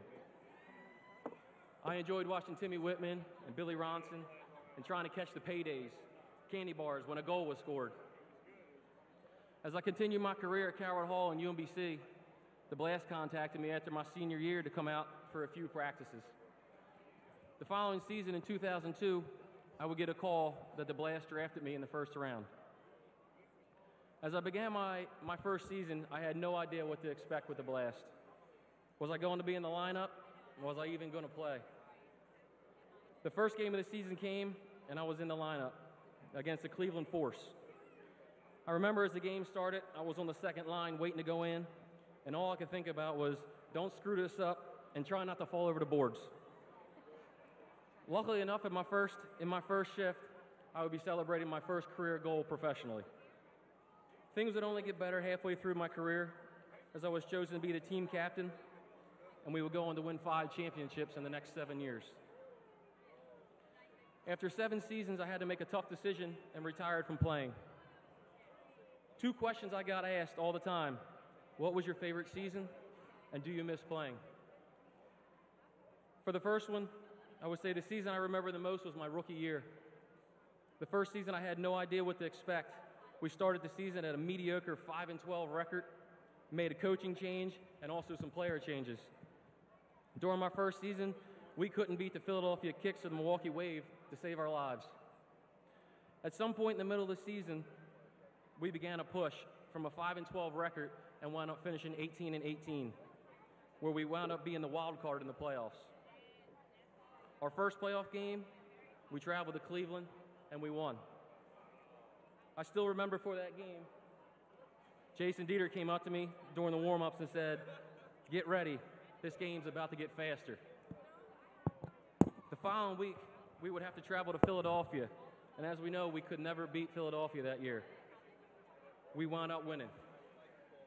And as players, I think we all thought, like going to Philadelphia, that was the end of the road that year. We would again go on and win that game and get the opportunity to play the Milwaukee Wave in the final. Like usual, we traveled to Milwaukee in the first part of the series and got our butts whipped. We would come home to a packed crowd at the Civic Center and tie the series up. So back to Milwaukee we went for the final game on the road.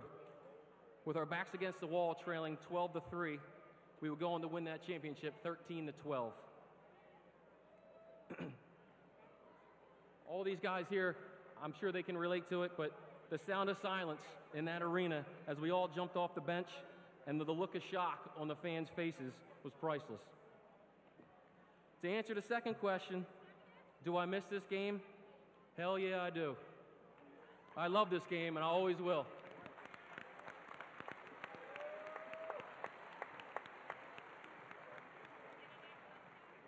I'd like to thank all the fans for all the support over the years. The Baltimore fans were the most loyal and #1 in the league for years. I'd also like to thank all my former coaches, Anthony Adams, Bill Karpovich, Sonny Askew, Pete Caringi, Timmy Whitman, Danny Kelly, and David Bascombe for getting me to this point where I am today. I'd like to also thank the Blast organization for giving me the opportunity to play professional in my hometown. To my mom and dad, to my dad for spending countless hours going to games and practicing and traveling across the country, putting all aside his work.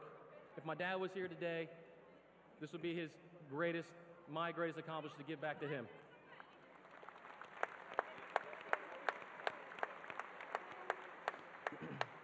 To my mom, for being my biggest supporter over the years and pushing me to be the best I can be. My mother always gave me the motivational speeches before the games. It also helped when she would tell me, "Hey, go out there, $5 a goal." To my boys, Mason and Logan, thank you for embracing the game of soccer. I love watching you guys grow and play the greatest game in the world. To my wife, Jessica, thank you for always supporting me and allowing me to follow my dream. I think being one of the players' wives was probably the hardest position on the field. Thank you for taking care of the kids while we traveled every other weekend to different cities, and for putting up with me when I was in a bad mood coming home from a loss. And all the times you helped me during injuries or drove me to the hospital. Thank you for joining me in this amazing ride. Lastly, I'd just like to thank all the groups that came out here to support me today. The Baltimore Union, Calvert Hall, UMBC, Our Lady of Hope, and the Baltimore County Police Department, and all the rest of my family and friends that are here today. Thank you.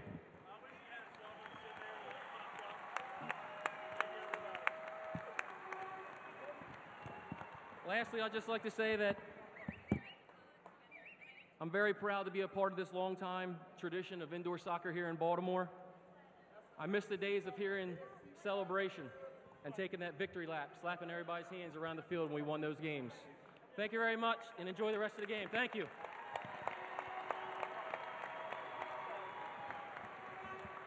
Blast fans, give it up for the newest members of the Baltimore Blast Hall of Fame. Number 4, Giuliano Salenza, and number 17, P.J. Wakefield. And right now, Blast fans, we look to the area of the spotlight as we unfurl the Hall of Fame banner, adding Giuliano and P.J. to the great list of Baltimore Blast players who are in the Baltimore Blast Hall of Fame.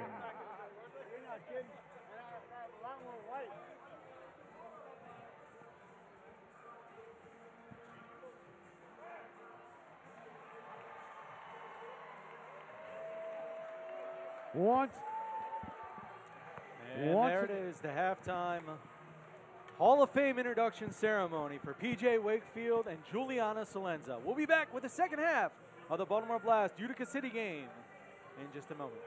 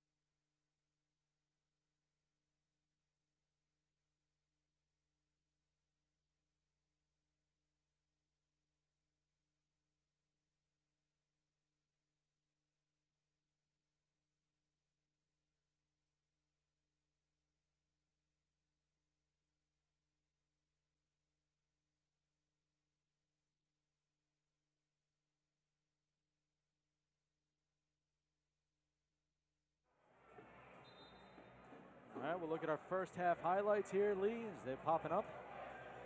Yeah, the Blast, that's the most consistent 2 quarters that I've seen them play in a while. So that was a great first half. All right, here we go. A little delay on that as we see the first goal, and the Blast got up early. And that was Elton DiOliviero on the assist from William Vanzella picking up the early goal.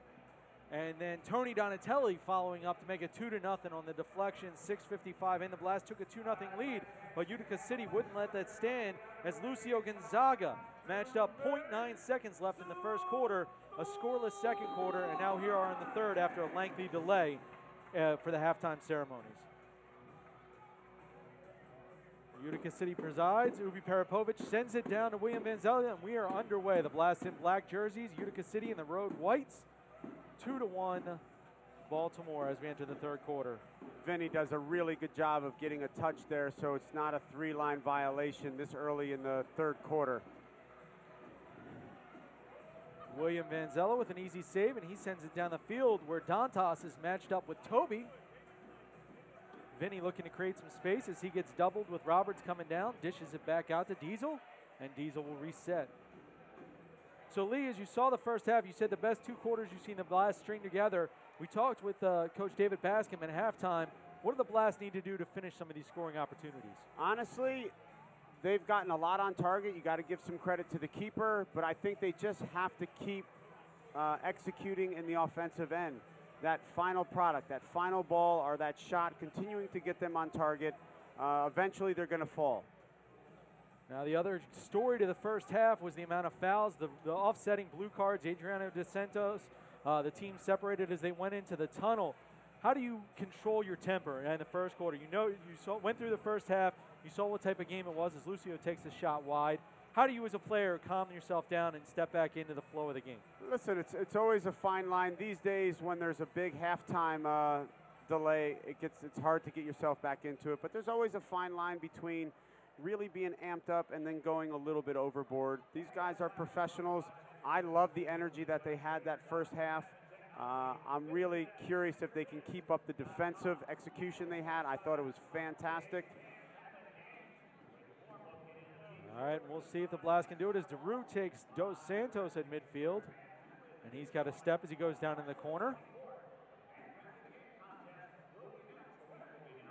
Walks Dos Santos back. Gets squared up. And he'll pass it back out. Callahan with a shot that's wide. And Mello goes down in the corner. Salas lines up. Easy save for William Vanzella. And Salas a second shot. The ball's pinballing in there, and Tavernisi sends it back into William. William with a quick restart. Sends it back out to Rayleigh, who's got some space. Tries to send in the middle. Blocked away by Vitali. Bicycle kick of Tavernisi to send it out. And the Blast will recover. I would like to see the Blast continue to pressure Utica. Right there at the beginning of this quarter, was not happy with a couple of the plays there. Guys not coming out and closing the ball down quickly enough.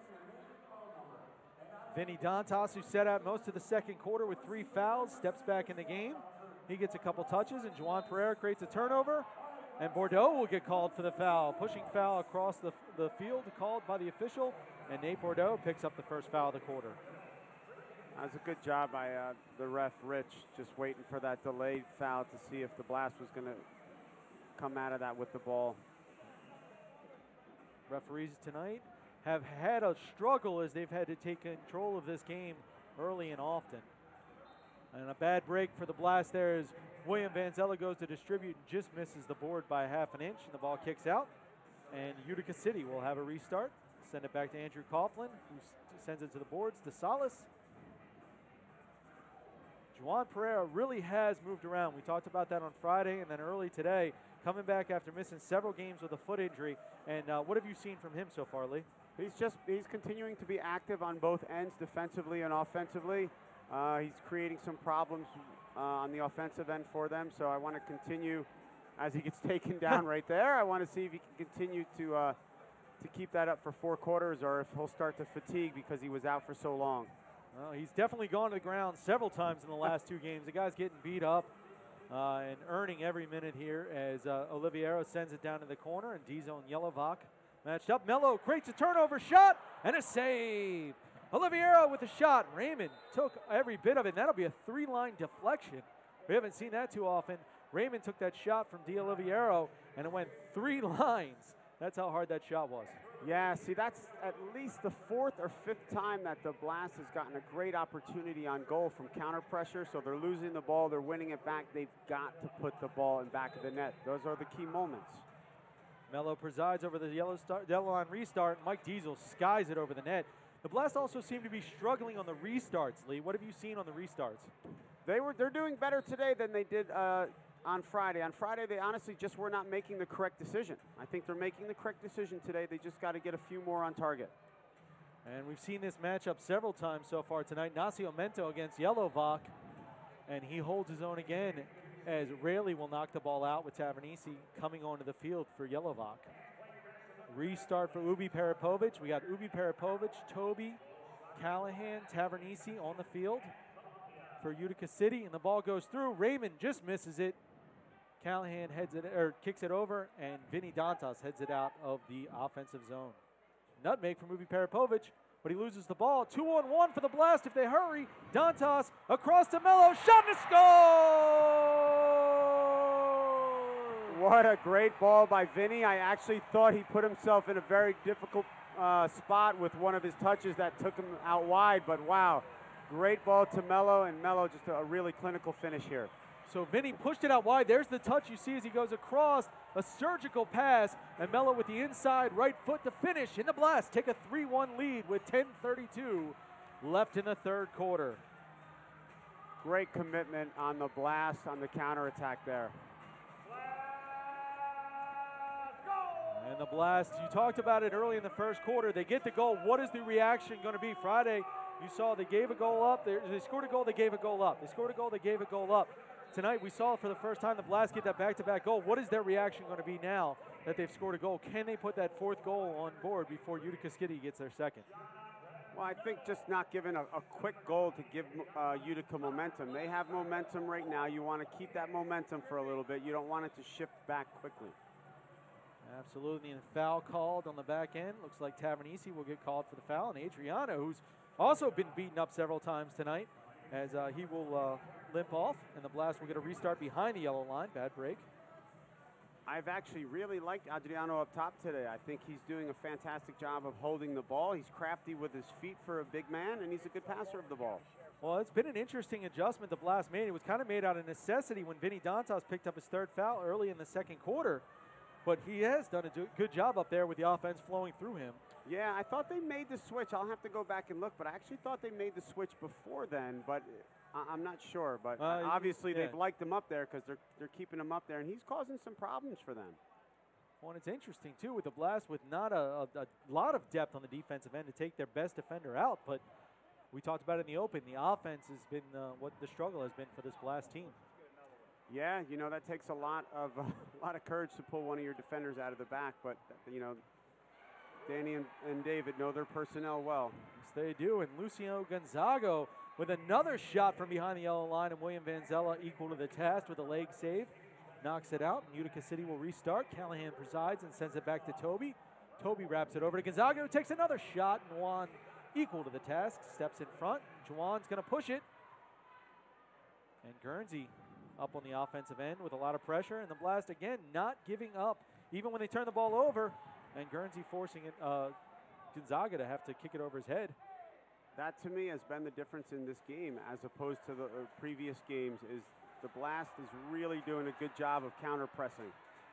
DeRue absolutely spills Juwan Pereira, no call, takes it down, unable to get a shot off. A shot just wide. Callahan beat the goalie but hit the crossbar, and there's a deflection, and Vitale scores. And so we asked about it, would the Blast be able to get a second goal? No, they are not. Utica City with a quick answer just under 2 minutes later after the Blast take a 2-goal lead. Utica City with the shot from Callahan on the deflection picks up their third goal. And here's the replay. Yeah, that goal was just meant to go in. I think it went through 3 sets of legs. So it was that's unfortunate. That's tough for William to see. I think it split the legs of 2 of the Blast players before actually it looked like it split Williams' legs. So pinball goal for Callahan. He picks it up.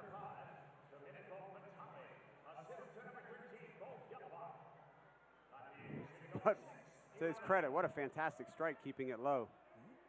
Yelovak picks up the assist, and it is 3-2 with 8:30 left in the game, or 8:30 left in the third quarter. Dantas isolated down low. And the Utica City bench not happy with that foul call on Darren Toby as Dantas gets spilled. And now Dantas and Tavernisi, who have been going back and forth all game, get into it.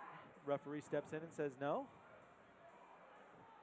Mello on the ball, Dantas behind him. Jeremy Raley lurks deep, along with Tony Donatelli and Elton De Oliviero. Dantas lines it up. It'll be deflected out by Toby, and the Blast will get another restart deep. Corner kick. I'd like to see either the ball over the top to Rarely or maybe a ball out to the top to Tony and then have him go far post.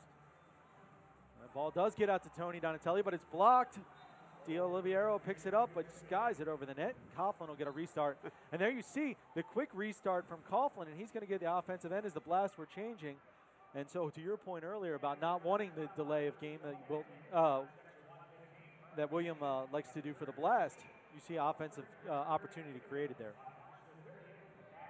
Ball sent back to Coughlin. He goes over the yellow line to send it down. Yelovak and Nascimento restarting their battle. Adriano goes over to help him as that bench gets collapsed in.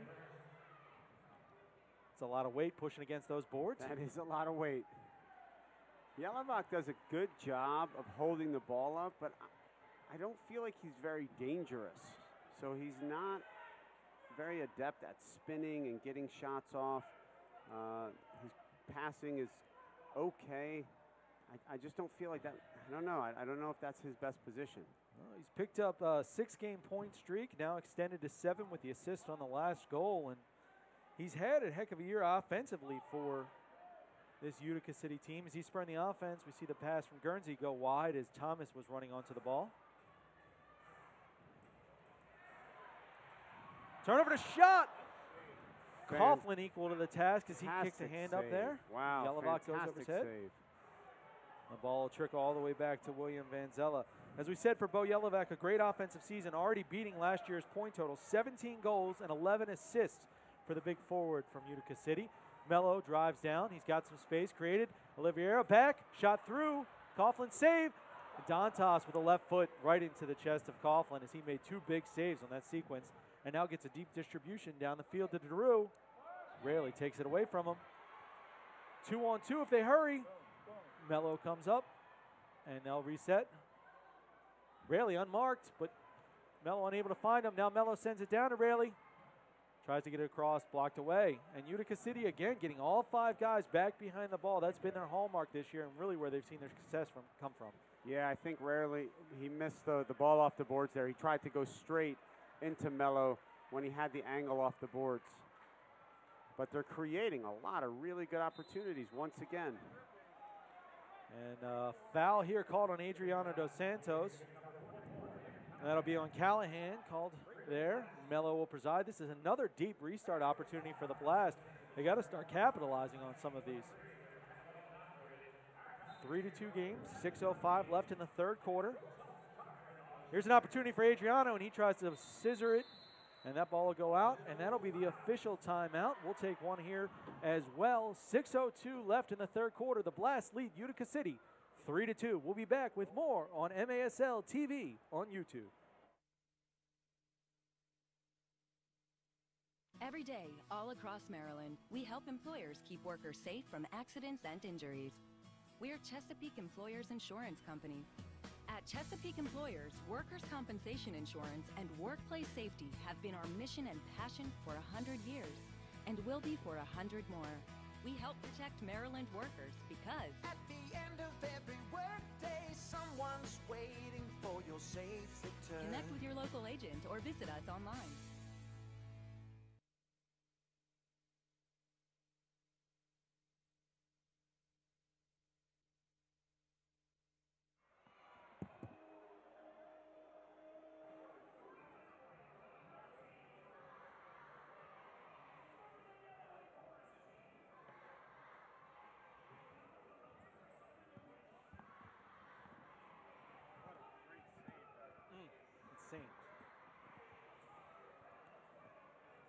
All right, we're back in the third quarter.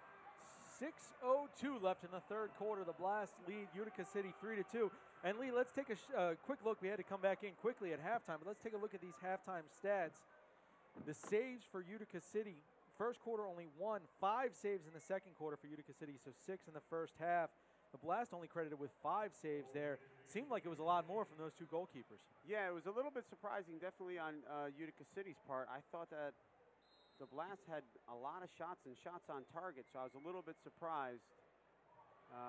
It's interesting. This is almost like a youth soccer tactic where the keeper throws it in front of Williams so they can kind of just head it in.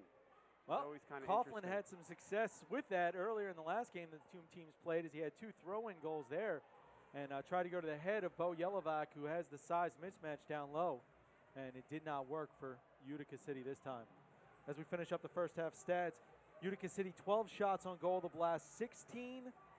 Utica City with 8 blocks, Baltimore 6, and I'm sure one of those 8 blocks will go to Joey Tavernisi there, as he made sure he got credited for that. He definitely made sure they recognized it. I kind of like that. I'm not going to lie. You're going to take a shot there, as Marco is going to get called for a foul. Nascimento bodied up on Tavernisi. And we're seeing a lot of fouls early called, and you wonder if the referees are trying to maintain a little more control after almost losing control in the second half. No, I think the refs have done a good job. At the end of the first quarter, they realized it was getting a little bit physical, and they're trying to tighten it up. Ball kicked back out. Gonzaga will reset. Sends it over to Ben Raymond, who tries to get it down low to Tavernisi. He's unable to control it. And the ball kick out through. We got a handball called. Toby picks up the handball. He thought the foul should have been called on Jamie Thomas. He disputes it, but a handball before what would have been a foul from Jamie Thomas. And Juan Pereira and Marco Nascimento over the ball. Juan runs away, and Nascimento will restart it. Juan passes it back to William Van Zella. The Blast will switch out. 3 new players on, and Mello isolated alone on Callahan. Yeah, I like when they can get Mello isolated on that side.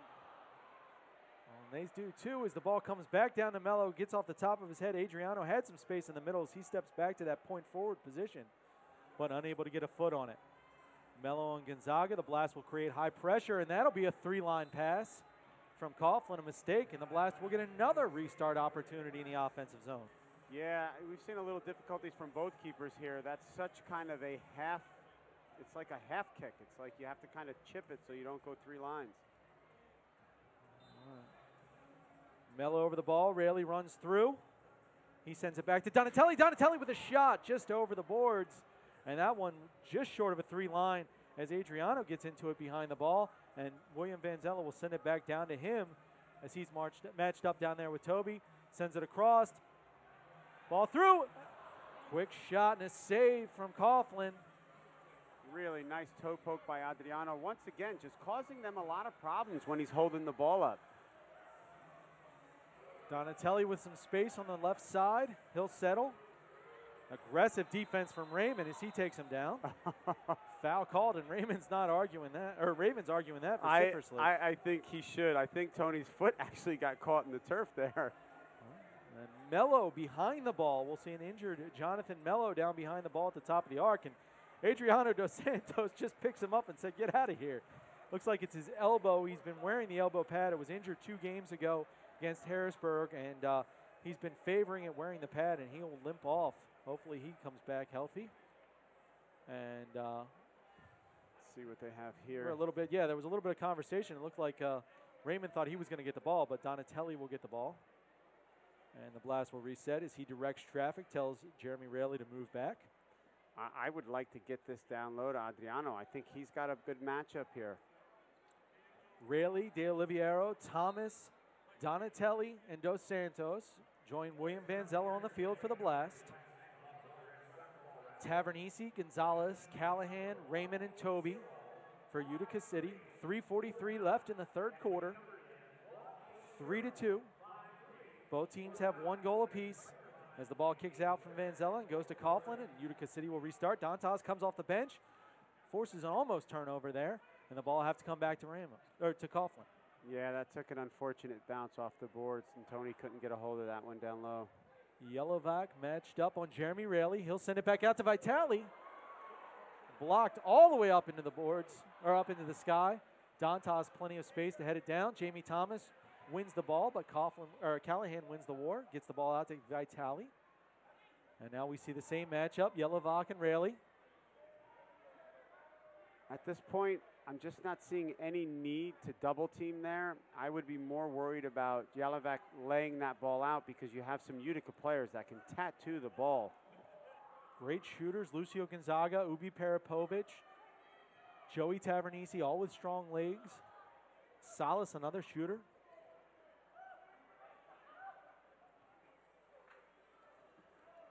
Lucio and Vitale, the 2 goals for Utica City. A spin and a shot to Rue. And William Vanzella with the save. Great save by William. You got it. That's going far post if he doesn't get his hand on that. Jamie Thomas spilled behind the ball. The official says play on. DeRue against Dantas now. He gets space, shot, and just wide. Salas will settle. We've got to get a little bit of a line shift here. These guys are gassed. They've got to get a line change. They've got to hold this up, pull it out. Dantas finds Donatelli in space, but he loses the ball. Settles and sends it back to De Oliviero. The blast will get that line shift. Juan Pereira and Adriano Dos Santos come on with Mike Diesel.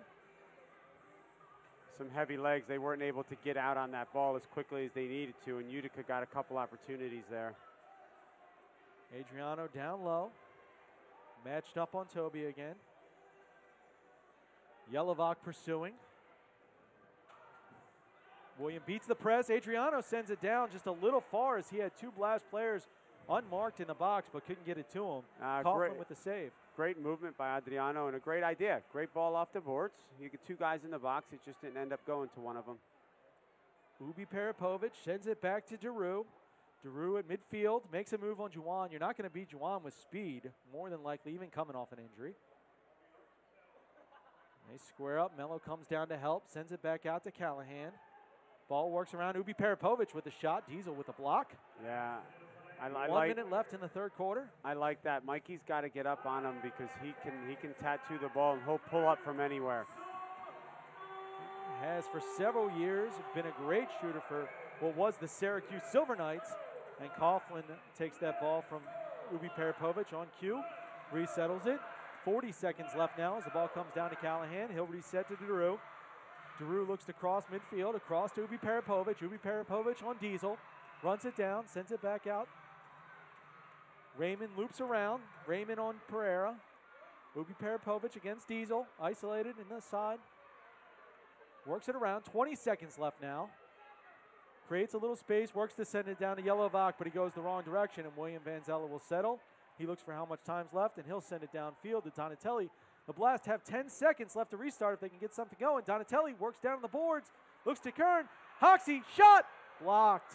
And that'll do it for the third quarter as the Blast and Utica City trade goals. It's a 1-goal game, 3-2 blast over Utica City, and we'll be back with the fourth quarter of this MASL game. You're watching MASL TV on YouTube. We'll be back for the fourth quarter.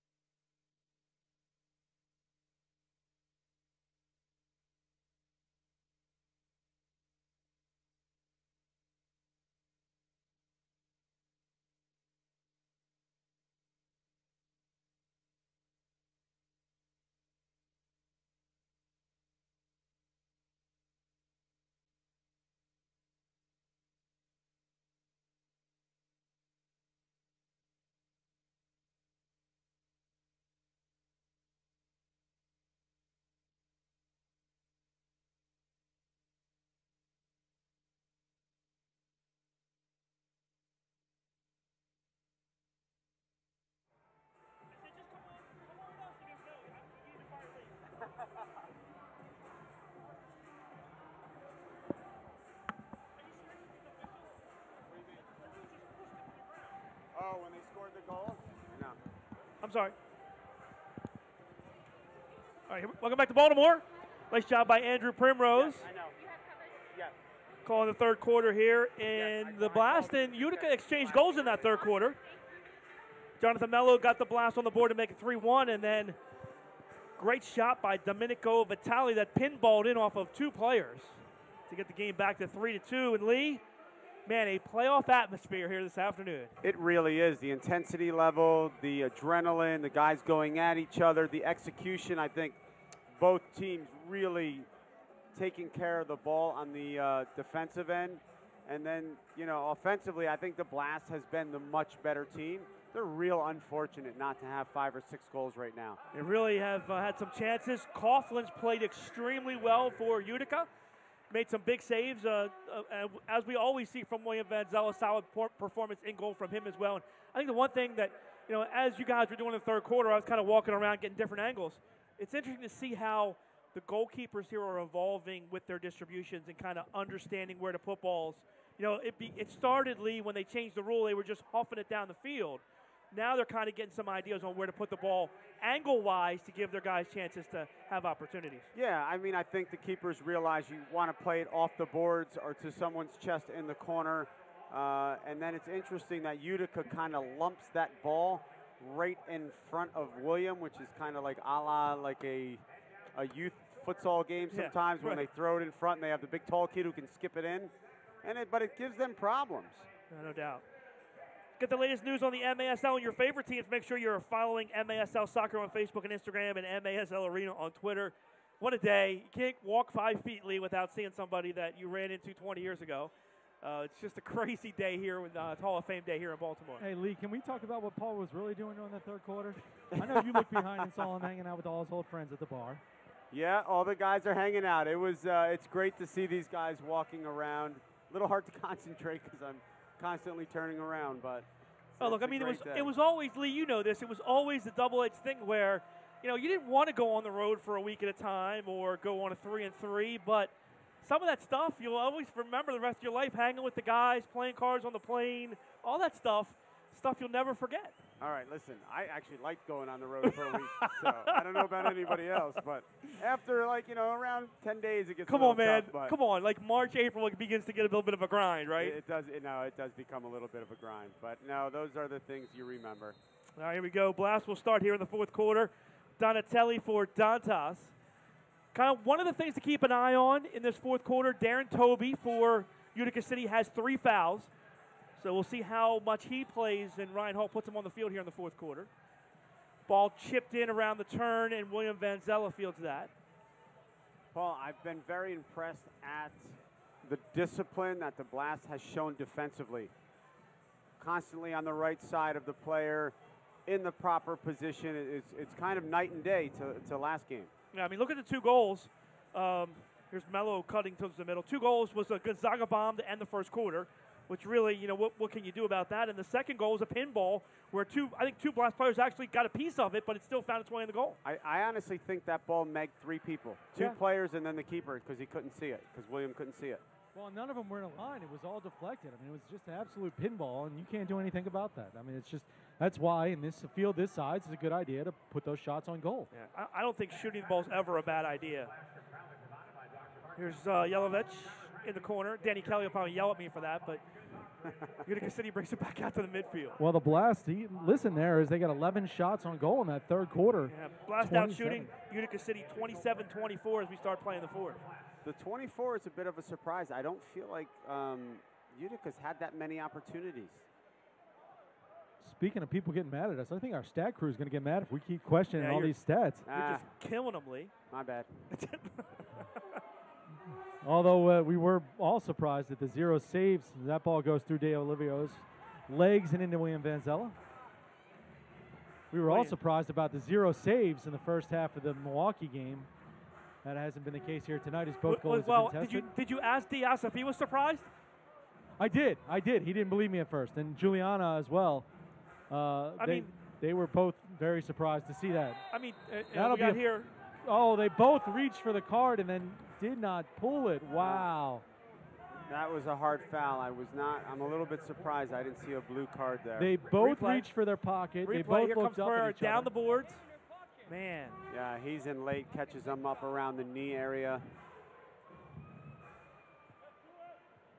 Pinball's back through the midfield. Vanzella will run it down.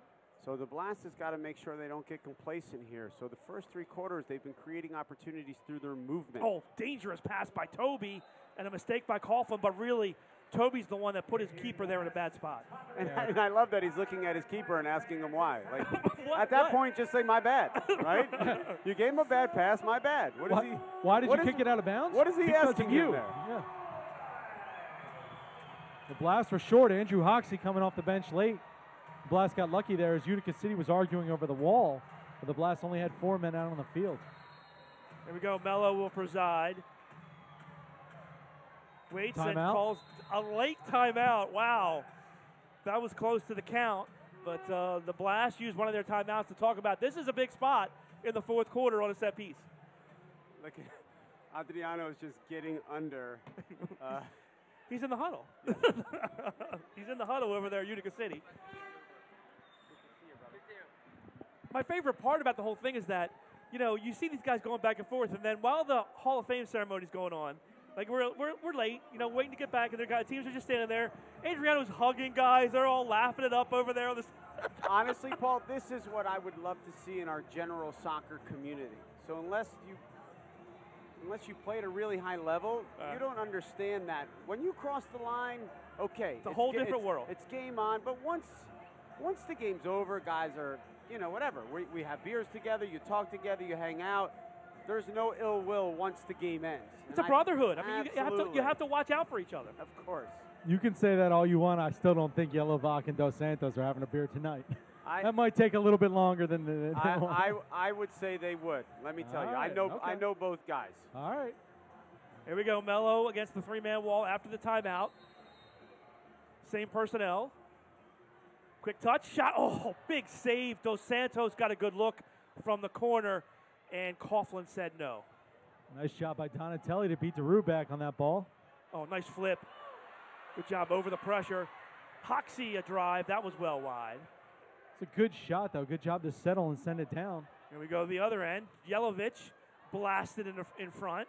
Hoxie, good job coming back in his own end. Dantas, fancy footwork to beat the double team, but he turns it over. Hoxie and Dantas not on the same page, not used to being on the field together at the same time. Toby's shot is blocked by Mello. Raises his hand. What do you think, Paul? Much better execution on free kicks, set pieces today. Absolutely. Absolutely. They've gotten some dangerous opportunities. Keepers just come up with some saves. We talk about this all the time, Lee, right? It's not about scoring goals. Get a good look on goal and shot on goal every time, and the goals will come, right? Yep, absolutely. Listen, they will fall eventually. You got to continue to make the keeper make good saves. Darren Toby now back for Coughlin. Crosses the yellow. Again, goalkeepers can come across midfield now in the fourth quarter. Ball slips past DeRue into the hands of Vanzella. Quick outlet here, Nascimento. Marco to the corner. Waits for his guys. Spins out of the double team, and Thomas helps him out. Got a little lucky there. He's got to read that double quicker and then get the ball out of danger. Pereira into the Utica City side. Plays for Nascimento. Raley on the far side. Blast rotation seems to have gotten a little messed up a little bit as we saw Hoxie and Dantas on the field at the same time. Adriano came on for Hoxie, and then Dantas had about a 10-second break before he had to go back on for Adriano. As the Blast bench looked a little confused with the rotation. That was because of the set piece. Because of the set piece. Yeah. Those guys were on the floor together on the set piece, and then once the ball came out, it was blocked. You know, you got to get back and play defense. Vinny now out for Dos Santos, but only about a 10-second break time there, as he was a little unhappy about having to go back in that quickly.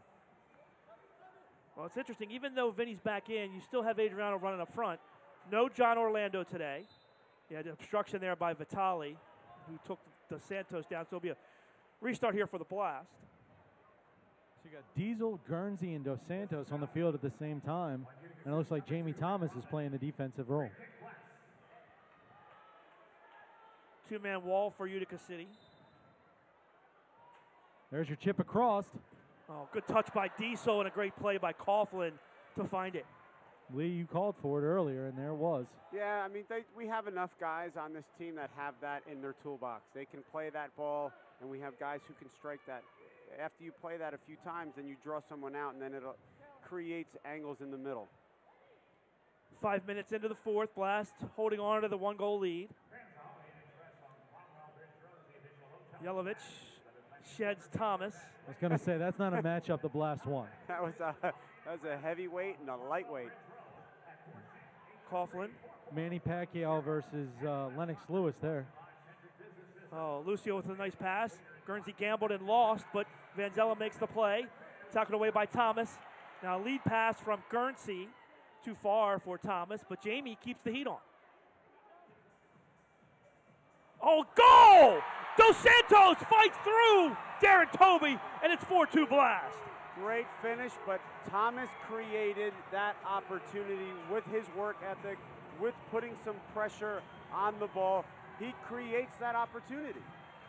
Now, did that go off of Toby, or did that go off of Dos Santos, or did Adriano kick the ball in off of Toby? I think Adriano got his toe on it, and then I'm not sure what kind of celebration that was. Time of the goal, 5:37.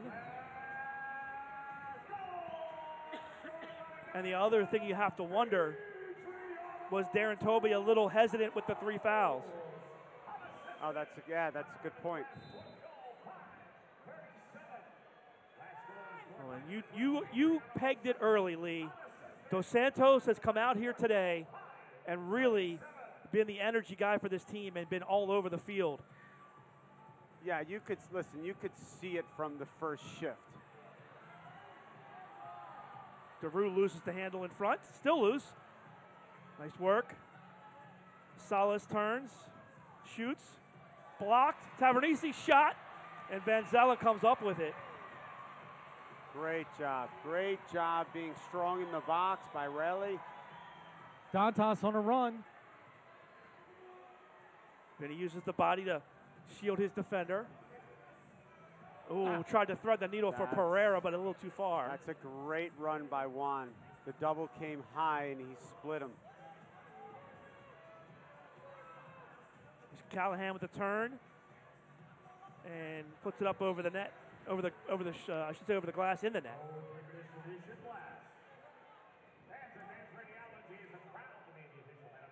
Goalkeeper distribution for the Blast. I don't think there's any secret here. This Blast team is better when Juan Pereira's on the field. I think that's been one thing that we've seen in these last 2 games, even losing against Milwaukee. He's an impact player when he's healthy and he's running around the field. Well, I think at the end of the day, the Blast have got to realize what makes them successful. They're not successful when they try to go one-on-one. They're not successful when they pass and stand. They are successful when they pass and move and create off of their movement, not individual just going at guys 1v1. And I think you see that movement from Juan Pereira and Jamie Thomas as well as anybody on this team. And when they're on the field doing that stuff, it opens up opportunities for the goal scorers. Thomas with a quick flip into the midfield and forced back all the way to Coughlin. And Makes Utica City reset. That's a terrible pass by Ubi Parapovic. I think Diesel just wanted an opportunity to do a handstand on the boards there. Shot. Oh, just wide. Rebound. Shot blocked. It's loose. Bordeaux wanted a handball. Vanzella was right there in the box. Vinny Dantas is hurt. Yeah, Vinny favoring looks to be the holding his wrist. Timeout, Baltimore. And if my calculations are correct, that's the last timeout for the Blast. And Vinny Dantas being worked on the Blast bench. 7:19 left in the fourth. Blast lead it 4-2. Back with more. You're watching MASL Soccer on MASL TV.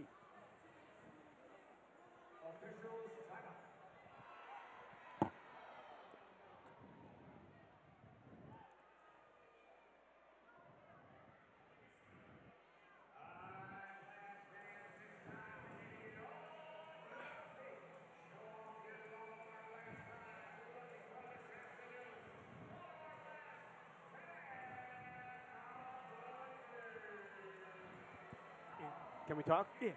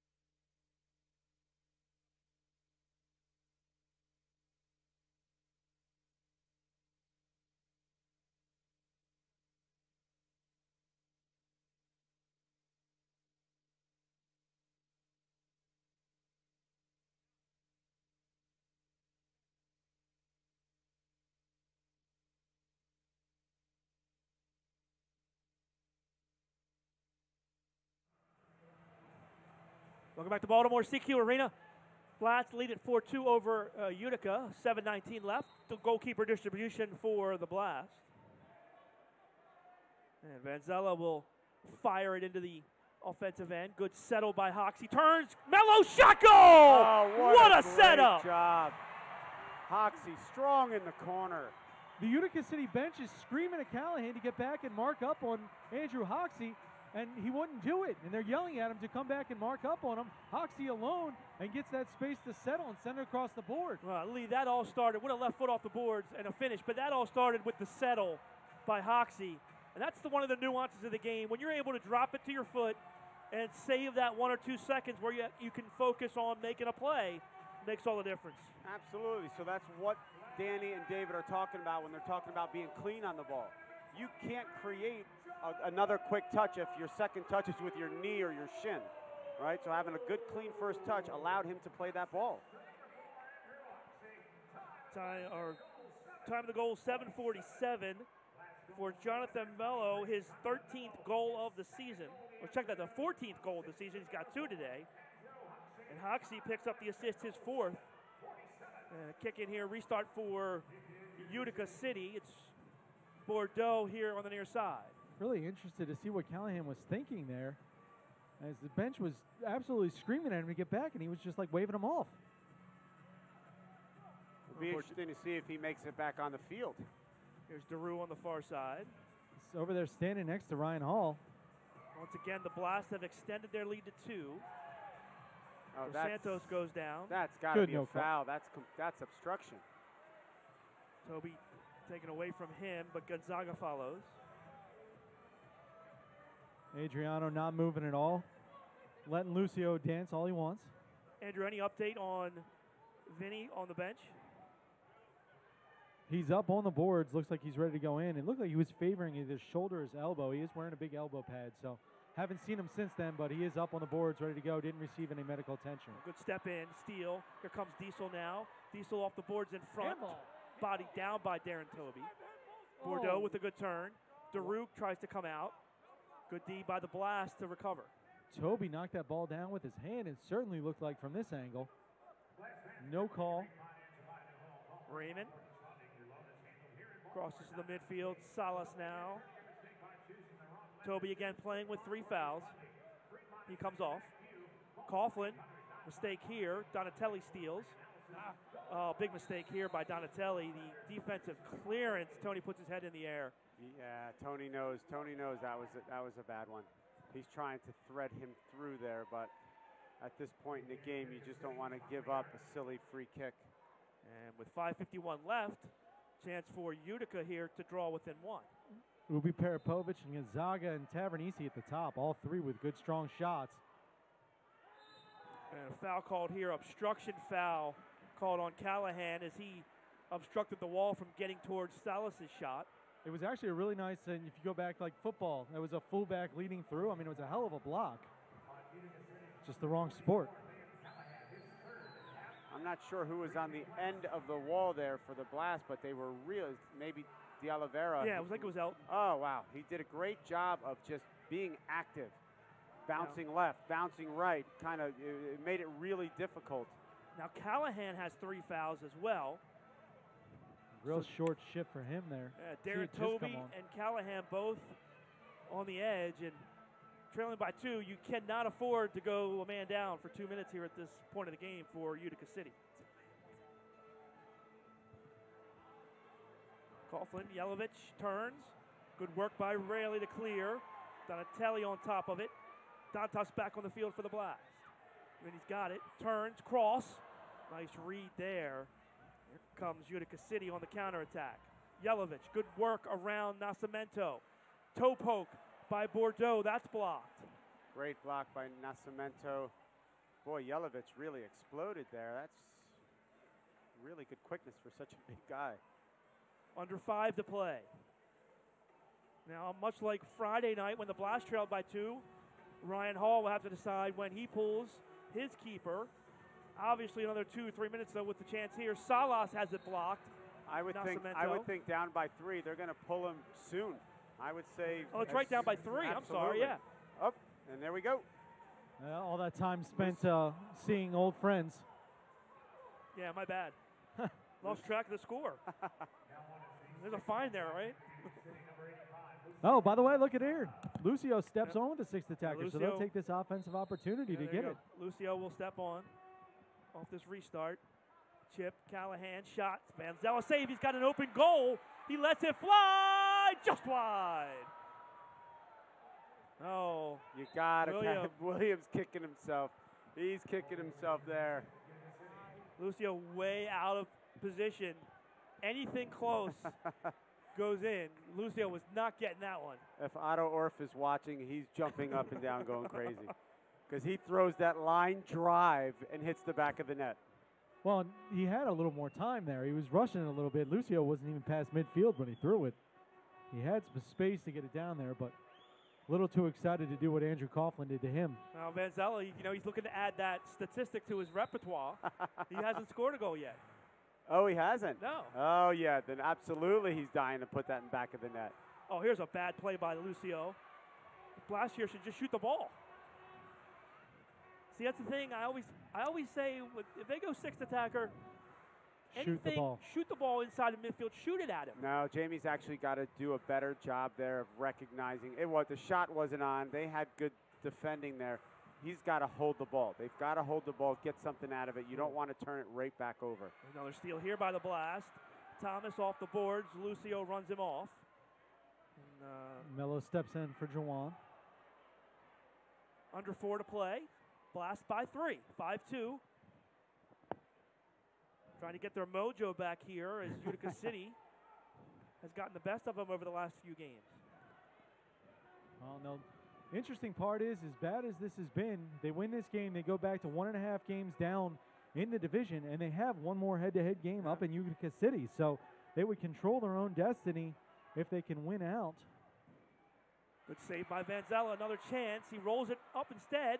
Thomas pushed off. That's got to be a foul. Oh, you got to be kidding me. Wow. That's a tough one. I don't think the fans are too happy about that call. Oh, wow. What a fantastic shot. Yelovich hit the inside of the post. Wow. Comes back out. Bent that one beautifully. How big of a swing would that have been if no foul call and then a goal 5 seconds later? Yeah. I think Danny's head might have popped off. Oh, Diesel stops again. William. It's late, and now he's wide right. So he's been wide left. He's been wide right. Vanzella's yelling. He's just Well, got Adriano told him not to do that. Why? Adriano did not like the throw down there. Apparently, he I mean, knows look, he can't hit the net. Listen, if it's 3-2, okay, I get it. But it's a 3-goal game right now. You know, put it away. Here we go. Thomas, taken down. That's going to be 2 minutes, as it's Pereira that's taken down by Lucio. You know what, though? That's a great professional foul. He didn't try to hurt Juan. He just, he went and got the ball and fouled him.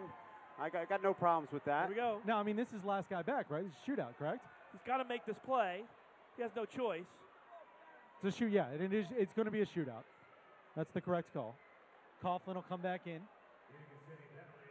Donatelli against Coughlin. Lucio goes to the box.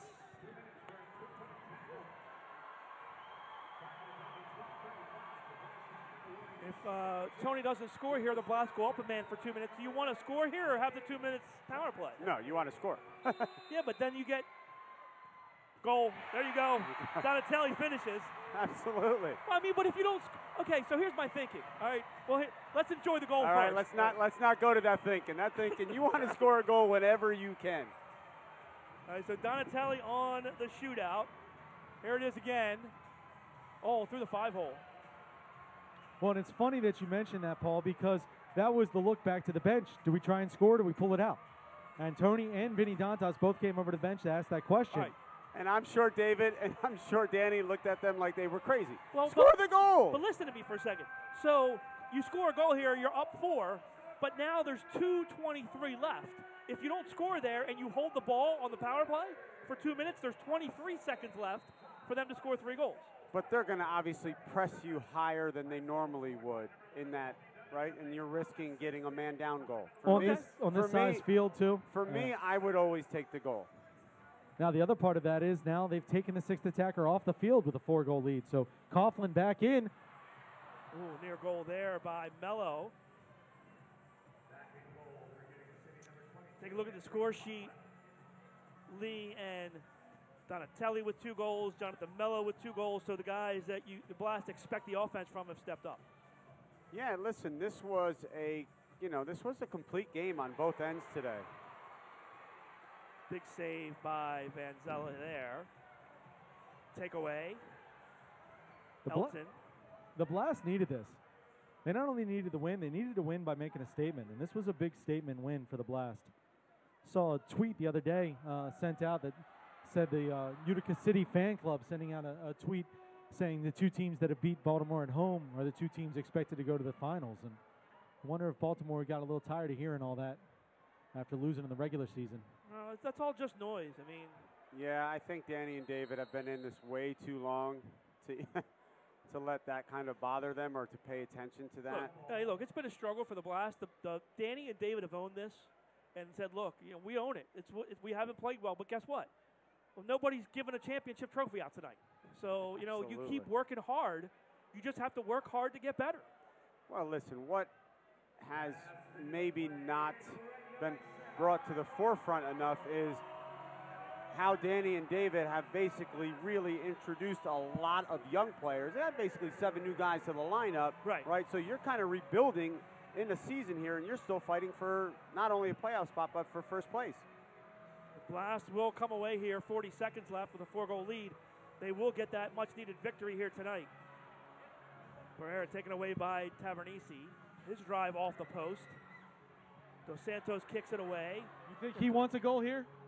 He deserves a goal. Coughlin out of the net. Thomas shoots. That's blocked. Ball clear. 20 seconds left. Or I should say he deserves another goal. I think they gave that goal to Adriano, right? Yes.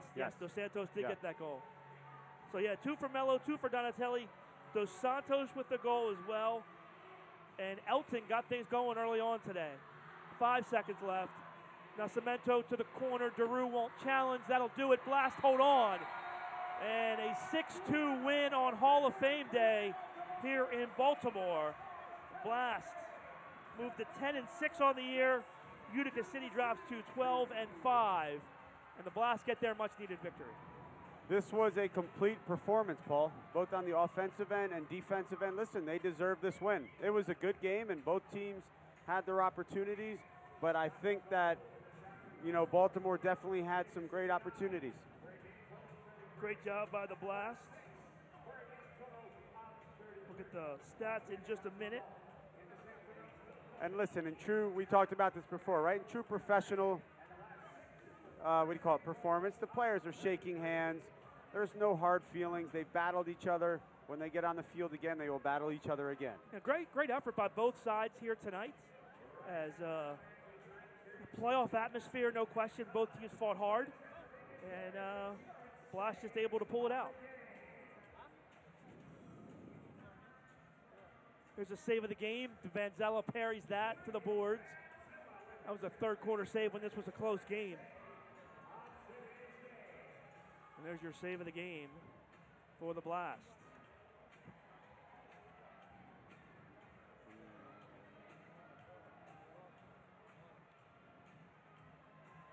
Andrew Primrose is standing by on the field. Let's go down. He's got our player of the game. Andrew.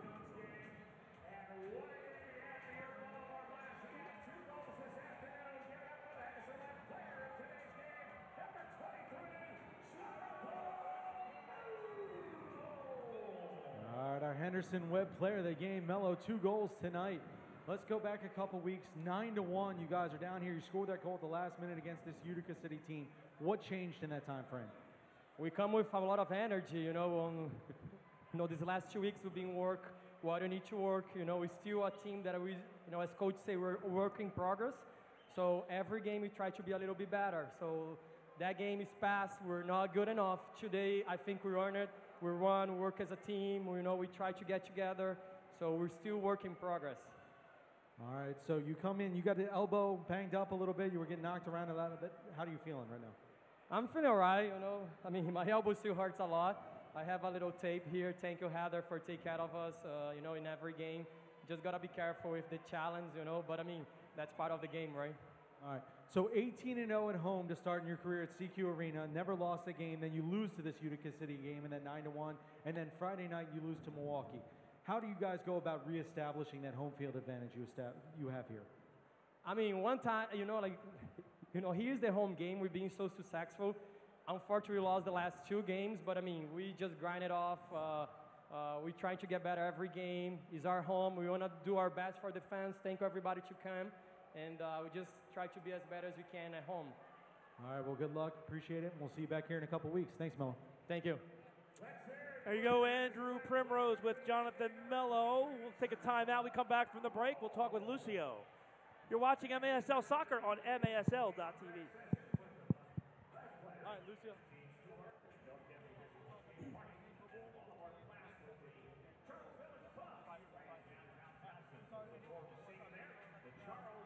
All right, welcome back here in Baltimore. Blast win it by a score of 6-2. Let's go back down as Andrew is standing by with Lucio Gonzaga. Andrew? All right, Lucio, let's talk about tonight's games first. I have some other questions for you, but let's talk about the game today. You guys came into the CQ Arena the last time you played here. You won 9-1, dominating the Blast on both ends. What changed between that game and tonight? Well, we had the same plan coming in. Obviously the indoor is a crazy game. The bounces can go either way.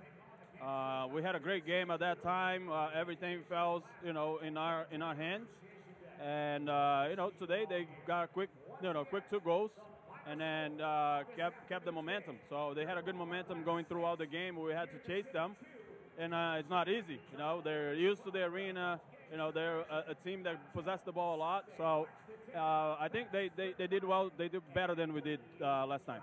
All right, so I know you played here in Baltimore, but now I remember Utica City, Syracuse, a lot of rivalry back and forth. This was a very physical game. Tempers flared early in the first half. Are you guys a team that, do you like the Baltimore Blast? Is this a rivalry? Or you respect them, obviously, as champions? But how are you guys feeling playing against Baltimore in a physical game like that so many times in a row?